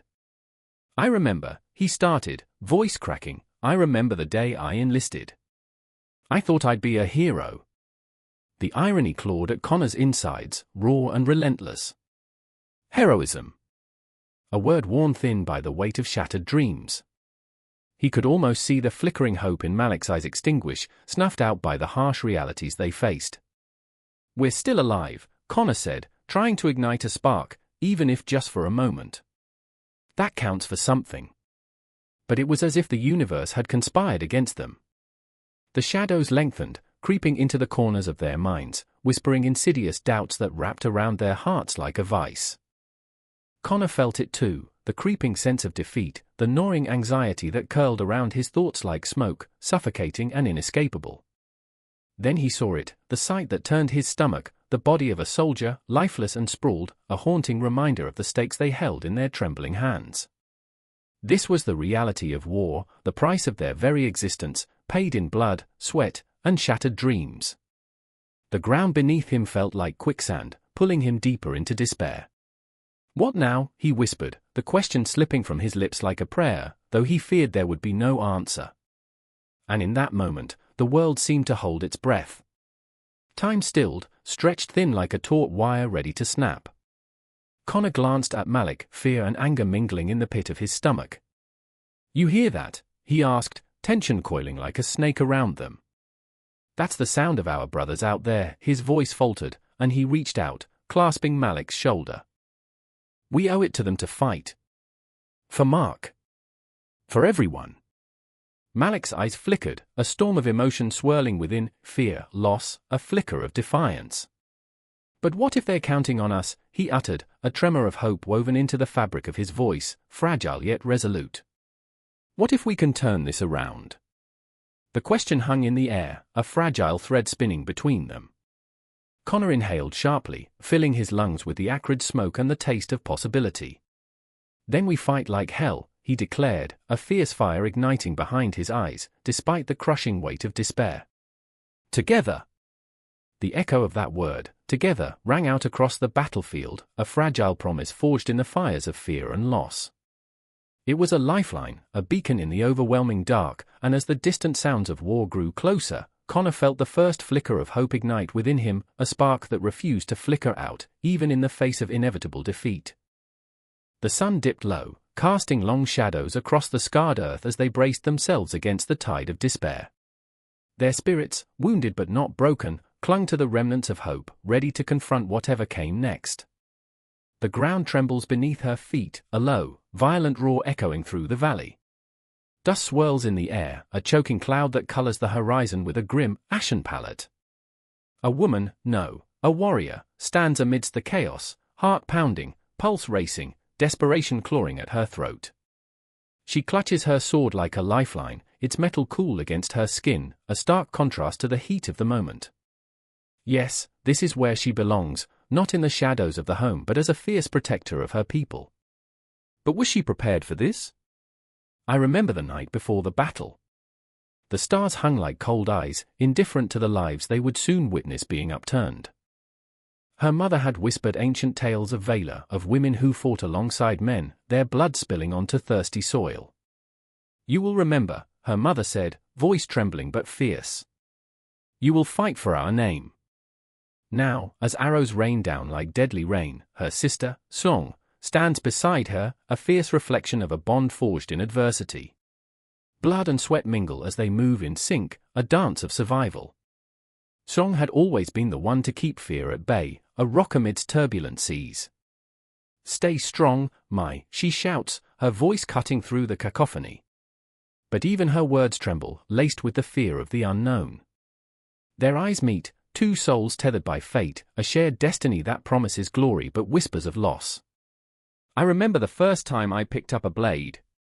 The weight felt foreign in my hands, heavy with expectation. My father had frowned, his face a mask of disapproval. Women belong at home, he had said, the word slicing through the air sharper than any sword. Yet here, with sharpened resolve, I defy every limit he placed upon me. I am not merely a woman, I am a storm, a tempest ready to unleash fury upon those who threaten my land. The clash of swords draws me back.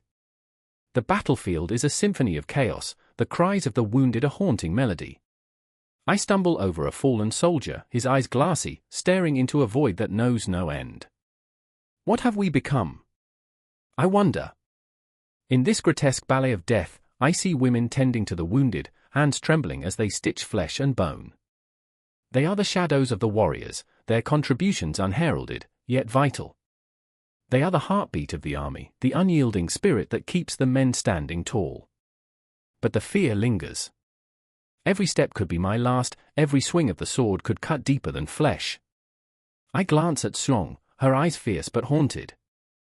What if we lose? I ask, the words escaping like a whisper pulled into the abyss. What if we're nothing more than ghosts? She pauses, a flicker of vulnerability crossing her face before she hardens once more. Then we fight to become legends, Mai. Ghosts that haunt our enemies. I shiver at her words, an echo of strength that I desperately cling to. Another wave of soldiers crashes against us, and the air thickens with the scent of iron and sweat. I swing my sword, feeling the rush of adrenaline surge through me. I am alive, alive in a way that transcends mere existence. Each strike is a testament to every woman who sowed seeds of rebellion against the status quo. I remember the elders whispering secrets in the dark, tales of women who fought, who bled, who defied the chains of culture. In their eyes, I found a flicker of hope, a promise that my existence could be more than just a footnote in history. The night stretches on, time a cruel trickster, warping moments into lifetimes. I see Suong falter, her energy wavering, and a surge of panic drives my heart into overdrive. Suong! I scream, but the battlefield roars louder, drowning my pleas. I push forward, willing my body to move, limbs heavy with fatigue. Hold on! And there she is, a soldier, a woman, a defiant spirit, her resolve flickering like the dying embers of a fire. She fights the shadows, the ghosts of doubt creeping in. But in her eyes, I see it, the spark of defiance, the reflection of countless women who held their ground when the world declared them weak. We are not weak, we are the storm. As dawn breaks, the sky bleeds orange, a haunting beauty that belies the carnage below. I can't tell where the battlefield ends and the souls begin. Each heartbeat is a reminder of what hangs in the balance. Women stand shoulder to shoulder with men, but their roles often go unspoken. They are mothers, sisters, warriors in their own right, fighting battles both on the front lines and behind the scenes. I see her, a healer, arms stained with the evidence of her labor. She whispers soft words to a dying soldier, her voice a balm amidst the chaos. "You will see your mother again," she says, a promise cloaked in desperation. Those words, haunting, beautiful, curl around my heart. I remember my mother's face, the way she would smile at me, as if I held the power to conquer worlds. What is this battle, if not a testament to every woman who ever lived in the shadow of a man? I lift my sword, feeling its weight transform into a promise. I will fight, not just for victory but for every sister who dared to dream beyond the confines of her world. The tide of battle swings, and I feel it shift.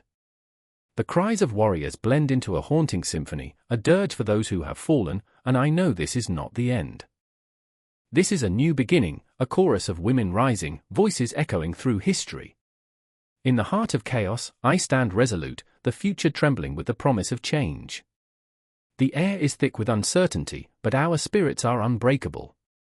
We are the warriors, the silent sentinels of our fate, and we will not be forgotten. As the dust settles, I look at Xiong, my sister in arms, the warrior forged in a crucible of fire.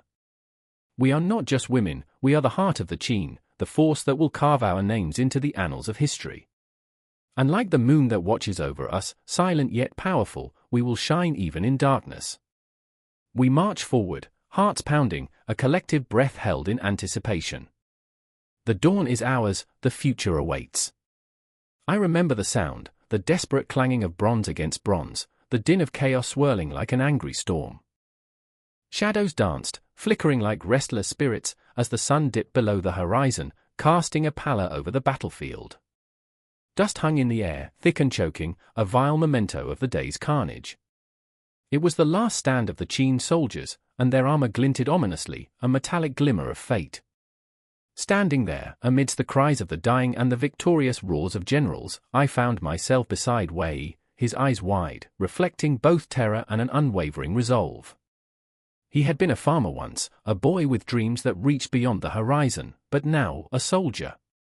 The weight of the sword he gripped seemed to echo the burdens of a nation, a legacy carved in blood and sweat. "This is for unification," he murmured, voice trembling beneath the weight of his own convictions. I could see the resolve crumbling, dreams turning to dust as he looked at the slaughter unfolding before him. Then there was the healer, who fought against the tide of despair with every breath. She was a whirlwind of emotion, her heart a battlefield of its own, torn between loyalty to her people and the cries of those too injured to continue. "They need us, Wei," she shouted, her voice sharp like the blade of her knife. Each patient she lost etched deeper scars on her soul. The shadows of war felt like ghosts, whispering lies that love could not conquer this chaos. "Can't you see? This is madness." The look in her eyes was a tempest, swirling between hope and hopelessness. As the cries faded into the dark, I felt the very air thicken with despair. Memories of laughter, of evenings spent under the stars, now felt like distant dreams, a cruel reminder of a life that had been snatched away. Time warped, each tick of the clock a reminder that every moment spent in battle was a moment lost in peace. The soldiers, once mere men, turned to statues of clay, unyielding and frozen in the throes of violent existence. I remember the night we buried our dead. Each body, a silent testament to the ferocity of the Qin's ambitions. Wei knelt beside a friend, the tears coursing down his dirt-streaked face like rivers of grief, washing away the remnants of who he used to be. He clutched a handful of earth, fingers trembling as he whispered, "I never wanted this." But the silence that followed was deafening, a void where dreams once thrived. Each name uttered in prayer felt like an apology, a promise woven into the fabric of time that could never be fulfilled. Time moved differently in the shadows of war. Each moment stretched, and I became acutely aware of the weight of history pressing down upon us. The Qin soldiers, like ghosts, haunted the lands they fought to unite, their spirits intertwined with the very essence of military tactics and philosophies that would echo down the centuries. A soldier's life, a broken mirror reflecting the ideals of loyalty, honor, and the despair that comes with it. Mai pressed on, a beacon amidst encroaching darkness.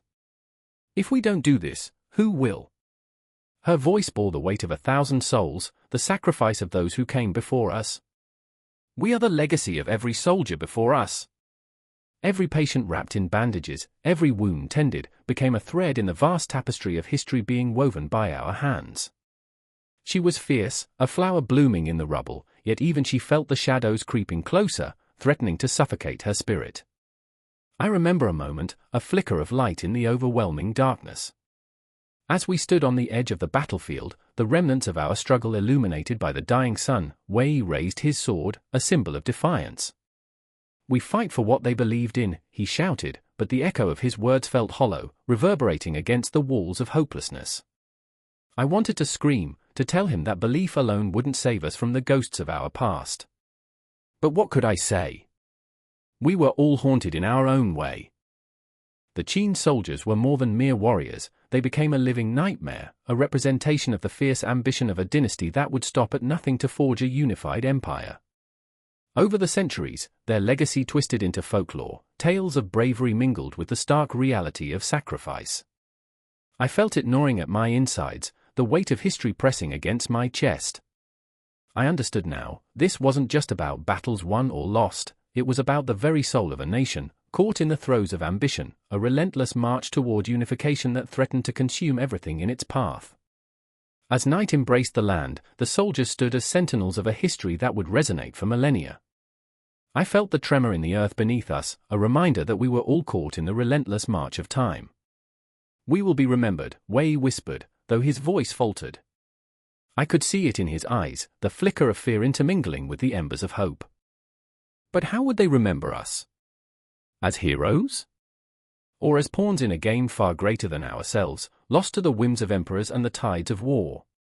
Mai knelt, gathering herbs in trembling hands, each one a reminder of the lives we had saved, and those we had lost. Our legacy will be the stories we tell, she murmured, weaving hope into her words, even as doubt threatened to drown her spirit. And in that moment, as I looked at the shadows stretching across the battlefield, I understood, the legacy of the Qin soldiers was not merely martial, it was woven into the very fabric of our existence. Their stories lived on in the hearts of the living, in tales whispered under the cover of night, in the shadows they cast upon the future, a perpetual reminder of the cost of ambition, the price of unity, and the haunting echoes of those who dared to dream of a world united. I felt it in my bones, the thrum of history, the weight of every heartbeat that had come before, and I knew, this was not the end. The legacy of the Qin soldier would ripple through time, an indelible mark on the soul of a nation, a ghost that would forever haunt the annals of military history and culture. And as I stood there, surrounded by warriors and dreamers alike, I understood, the fight was far from over. The sound of a door creaking open, a single, agonizing squeak, echoes through the stillness of the empty hallway.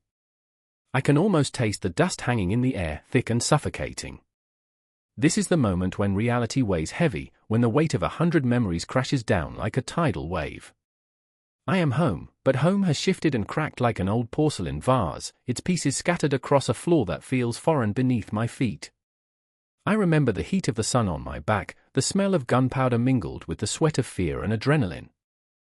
Retired now, I am a ghost in my own life, a soldier stripped of purpose, standing in a place that once felt safe, the living room, adorned with faded pictures, the remnants of a life I can hardly recall. My heart pounds like the drums of war, the rhythm echoing in the silence. Across the room, Jake sits on the edge of the couch, knuckles white against the fabric, eyes glazed as if he's staring through the walls into memories I can't see. He's my brother in arms, my brother in blood, a man who battled through hell and back, only to find that hell can follow you home. You ever think about it, he mutters, breaking the heavy silence. What's left of us? What's left after the smoke clears? I do. I remember the night we lost Ben, the sound of his last breath mingling with the distant crack of gunfire. I remember standing over his lifeless body, the stars above winking mockingly at the futility of it all. I remember how Jake crumbled beside me, a mountain of strength reduced to rubble, tears streaming down his dirt-streaked face. Every day, I answer, my voice strained. Every single day. The clock on the wall ticks with an unsettling rhythm, each second stretching into an eternity. The world outside keeps moving, but here, in this house, time stands still, suspended in the weight of our shared agony. I glance at the picture on the mantel, the four of us, grinning wide, arms draped around each other, a moment of pure joy. It's a cruel reminder of what we've given up, what we've lost. The laughter captured in that frame feels like a cruel joke now. Do you think they even know? Jake asks, his voice barely a whisper. The ones who never went?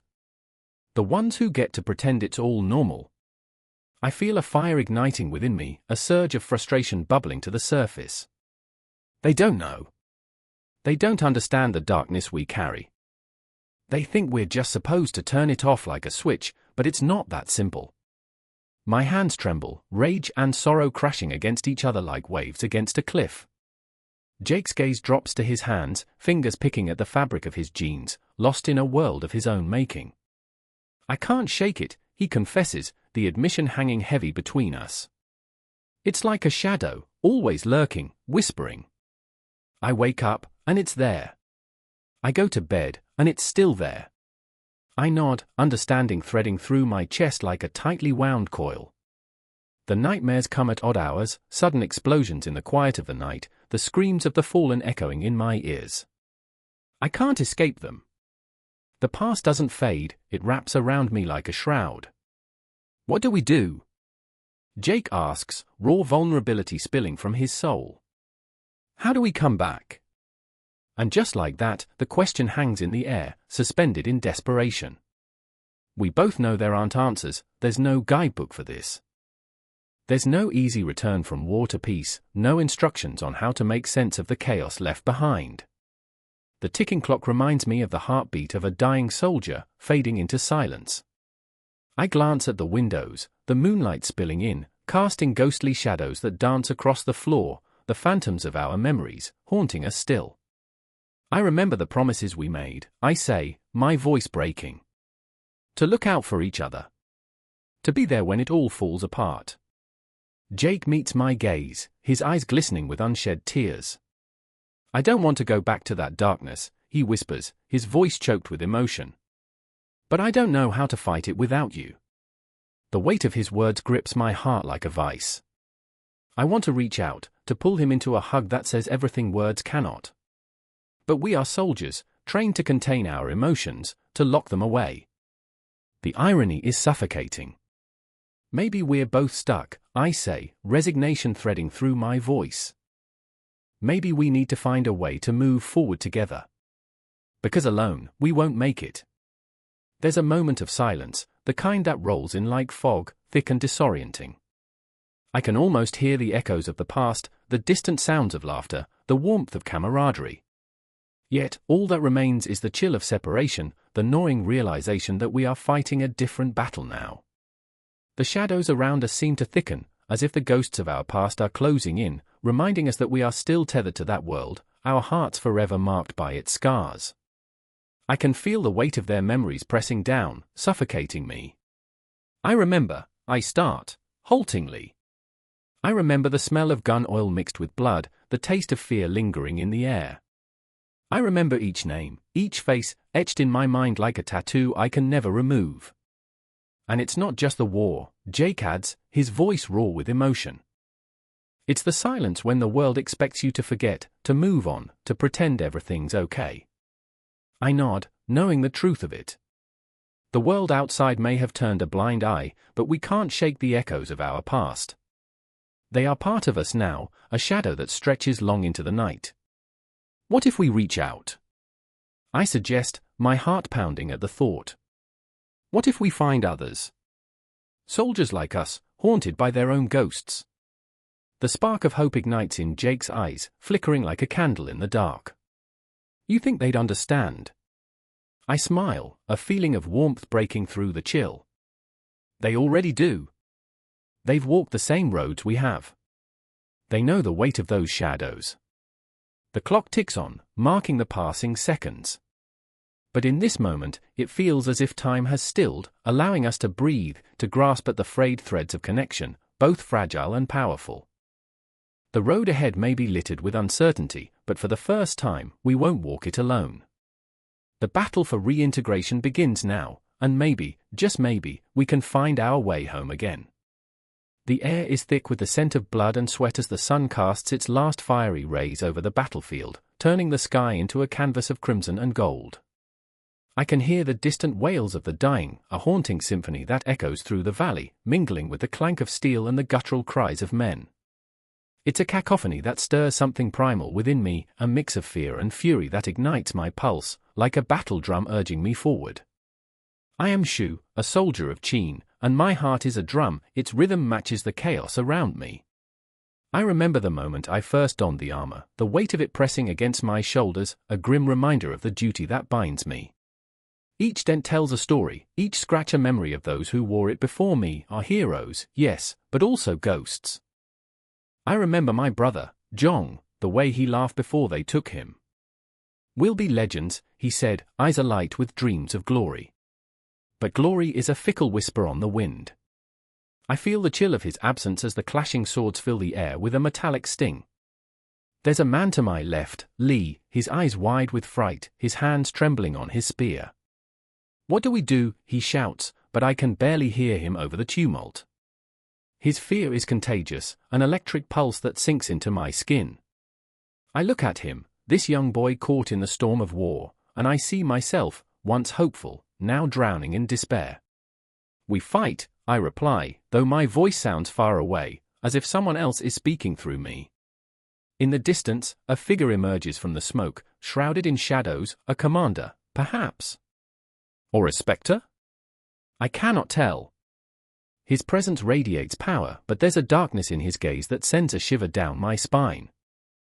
Forward, he bellows, and the ground beneath us quakes with the surge of soldiers rushing to meet their fate. I remember the first time I held a sword, a rusted blade that felt foreign in my hands. My father, a farmer, taught me how to swing it, and I laughed at the absurdity of it all. "We're not soldiers," I said, and he smiled, that sad, knowing smile of a man who understood our world was built on survival, not dreams. But now, the laughter is gone, replaced by the terrible, gut-wrenching knowledge that every swing might be my last. The clash of metal sends shockwaves through my body, each strike a reminder of mortality. I see Li fall, his scream silenced by the mud. He had dreams, he wanted to be a scholar, to find solace in the verses of great poets. I clench my jaw, rage bubbling within me like boiling water.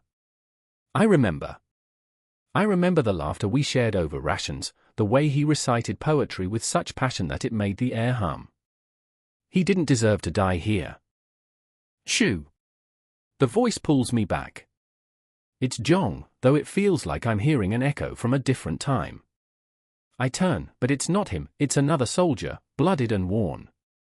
"We must regroup," he says, urgency lacing his voice. "There is no time for grief." I nod, though every part of me aches to scream, to rage against the dying of the light. The battle swathes around me, bodies falling, faces twisting in agony. A man stumbles to my feet, eyes wide with terror, before collapsing into the dirt, his last breath a whisper of despair. I can't help but think of the dreams he'll never fulfill, the stories he'll never tell. It's a cruel joke, this war, a twisted dance of fate where the favored few live to tell tales while the rest become mere memories, scattered like ashes on the wind. I push forward, adrenaline coursing through my veins as I swing my sword. There's a rush, an intoxicating thrill in the chaos, but with each blow, I feel the weight of my actions, the lives lost, the futures extinguished. I'm a puppet in this grand theater of war, and the strings pull tighter with every clash. I spot Zhong's ghost, or perhaps it's just my mind, twisted with grief. He stands among the fallen, face pale as the moon, eyes pleading. "Fight, Shu," he whispers, but his voice is swallowed by the roar of the battle. I shake my head, trying to clear the fog of memories clouding my judgment. But I can't. They cling to me like shadows, whispering of lost hopes and dreams. A sudden surge of men crash against us, and I'm thrust into the fray, steel screaming as it meets steel. There's a moment, a heartbeat, where time suspends, where I see the face of my enemy, a young man, not much older than Lee, eyes filled with the same fear, the same desperation. We are not so different, him and I. But in this moment, there is no room for humanity, there is only survival. I swing my sword, a reflex born from training and instinct, but it's not enough. I feel the impact as metal bites flesh, a gruesome reminder of the cost of war. He falls, a lifeless body crumpling to the ground, and I'm left gasping, a hollow ache expanding in my chest. I remember the stories my mother told me of honor, of courage, but now they feel like ghosts haunting my mind, mocking the man I am, a soldier, yes, but also a murderer. As the battle rages on, the sun begins to dip below the horizon, and the sky darkens into a tapestry of shadows. It's surreal, this dance of life and death, the way darkness creeps in to swallow the world. I look at Lee's lifeless form, at the faces of the fallen, and I wonder, was it worth it? The empire we fight for, the glory we seek, all reduced to this? Shoo, a voice shouts again, pulling me back from the edge of despair. I turn, and it is my commander, eyes fierce, face smeared with dirt and blood. We push on. For the Qin, he demands, but I feel the words slip away, lost in the ether of my thoughts. For what? For whom? But there's no time to ponder. The clash resumes, and I find myself lost in the heat of battle, adrenaline overriding doubt. Each swing is a desperate grasp at survival, a plea for meaning in the chaos. I am no longer just a soldier, I am a vessel of pain, of anger, of dreams turned to ash. I glance at the horizon, where the sun sinks into oblivion, and I wonder if the stars will remember us, if they will witness our suffering and our sins. But as the darkness envelops me, I realize that for every light, there is a shadow, and we are all just echoes in this vast expanse. I press forward, heart pounding, sword raised, ready to confront the abyss.